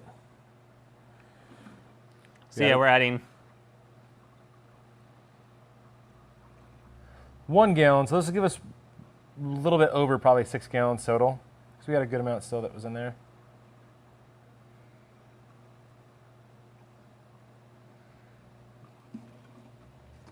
But we're in an oversized fermenter, so that works out great. Yep, 1073.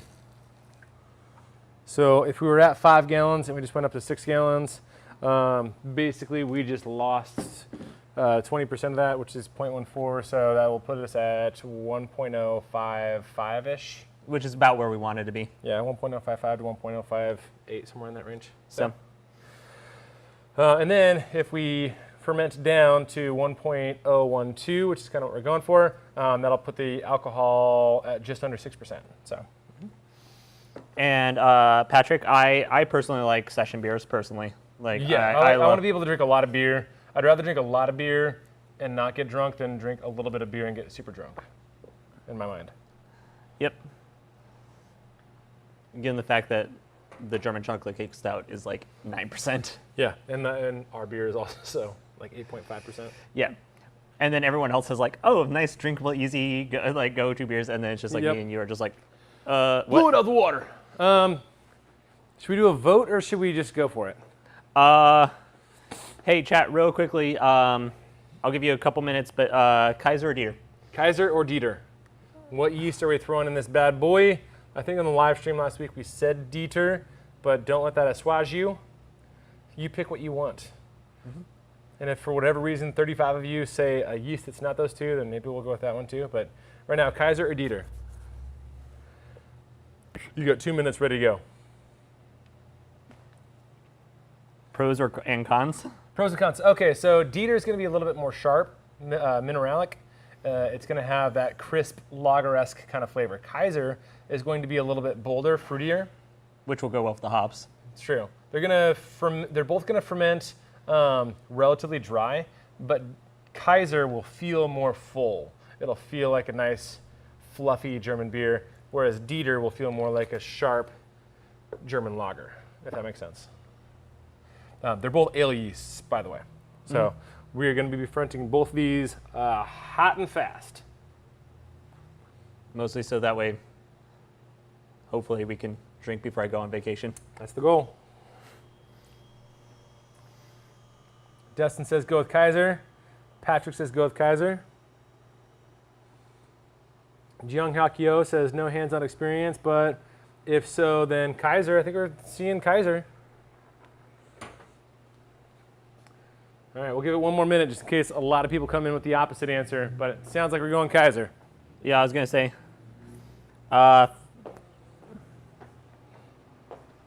will hot and fast add more fruitiness with Kaiser?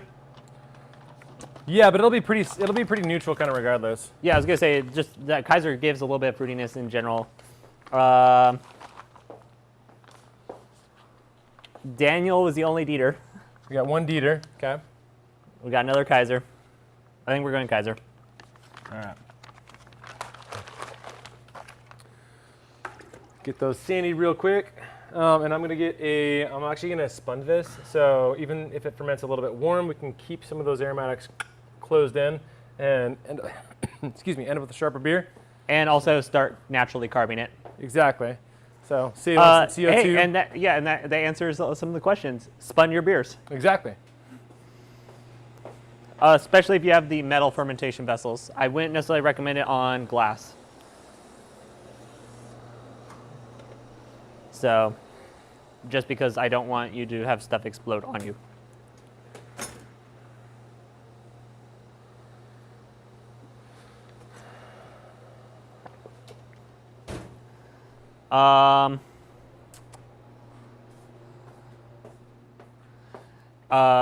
Dustin asked, what pressure do we like on this?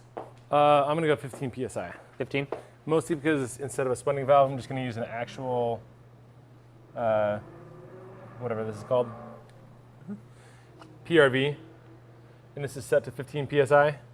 But normally what I would do is I would start with a low psi. So when I'm spunding, if I'm planning on doing a pressure fermentation, normally what I'll do is I'll go like 5 to 8 psi to start, so not fully closed off. These flies are pissing me off. Yeah. And now you put a bunch of sugar on the floor. I know. Anyways, and then what I'll do is I'll ramp it up over time to when it's almost done, up to 18 psi, because 18 psi at 70 degrees room temperature-ish, if you were to crash that same closed system, ends up being 12 psi, which ends up being perfect carbonation for your beer.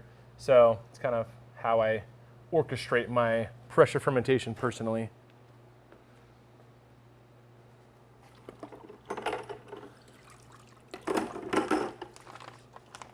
Add some Kaiser in.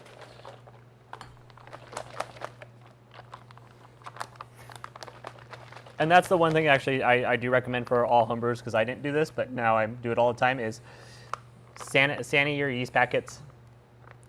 Sand your yeast packets, wash your hands. If you use your like scissors or something like that to open your yeast packets, then sani those. This one is being a little bit of a Turd. yeah, difficult to open kind of scenario. But I've got scissors, so it's all good. Or I can also use the Box cutter. this thing. Oh, the tube cutter. Yeah. Oof. Good thing I was holding on. Don't cut your hand either. Probably won't. Maybe won't.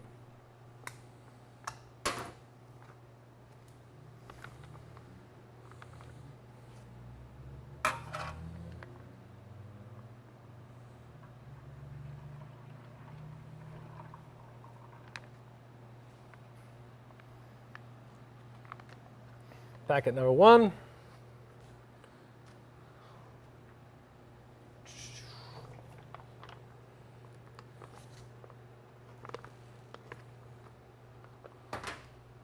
And packet number 2.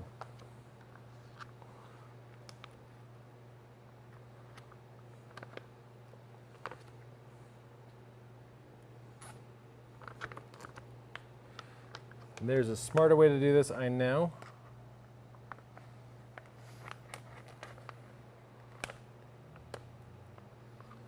How attenuative is Kaiser? It's medium high. So attenuation, yes, it's good to know from the yeast side, but also I personally take care of attenuation from the mash side. So I build my grist around the sugars that I'm going to create that will create alcohol. So to kind of back up and explain attenuation, there's 2 different ways that attenuation happens. Attenuation happens based on the grist bill, which means you've got starches that yeast can't ferment and starches that yeast can ferment. And from the yeast side, you've got yeast that can ferment certain starches that other yeast can't, if that makes sense. You also have the diastaticus part of that equation, which is a yeast that produces enzymes that break down starches over time. Yeah. So if I am going for most yeasts, I kind of ignore a lot of attenuation issues because I don't mash in a way that produces a high amount of the flip starches. So Okay. Maltodextrose being a big one. So maltodextrose is a starch that some yeast can ferment, some yeast can't. The way I mash doesn't leave room for a lot of maltodextrose, and so my yeast doesn't matter as much. Yeah, and Patrick, I also like the idea a lot. Please message me on Discord with your thoughts on how to do that fictional beer series. Oh yeah. Since there's a lot of, I'm thinking mostly Lord of the Rings, but that's also because I have a Lord of the Rings quote tattooed onto my back. I do not have that, but I also love Lord of the Rings, so Yeah, totally down. All right, we just made beer. and we should probably wrap up. Should probably wrap up. If you got any more last minute questions, let us know. Other than that, we're probably gonna work on closing out. We'll try this beer on a future live stream. Join us every Sunday. Yeah, We'll do cool stuff. and even on my vacation, I have plans put in place so that way Peter doesn't fall behind on live streams. I'm good. I got it covered. I got it figured out. Yep. Um, But I figured a second talking head is always good. it was way more entertaining than just me talking about the things that I think about. Yep. Awesome. Dustin, thank you for being in chat. Like, this is the first time I've recognized your name, and it's been awesome having you. Yeah, good to meet Yeah. you, Dustin, Sashi, if I've already met you before, I don't really know. Everybody else, thanks for being here. I was gonna say the rest of my regulars. Watch all our videos, Discord, website. Yeah. We've got a video Social coming medias. out. Social medias. We've got videos coming out that I'm behind on posting. That's my fault. Not even our editor's fault. Like this time, Jack gave me the deliverables, and I just haven't put them up yet. So Okay. we're good there. Okay. Awesome. Bye. Love you guys. Bye. And stream end.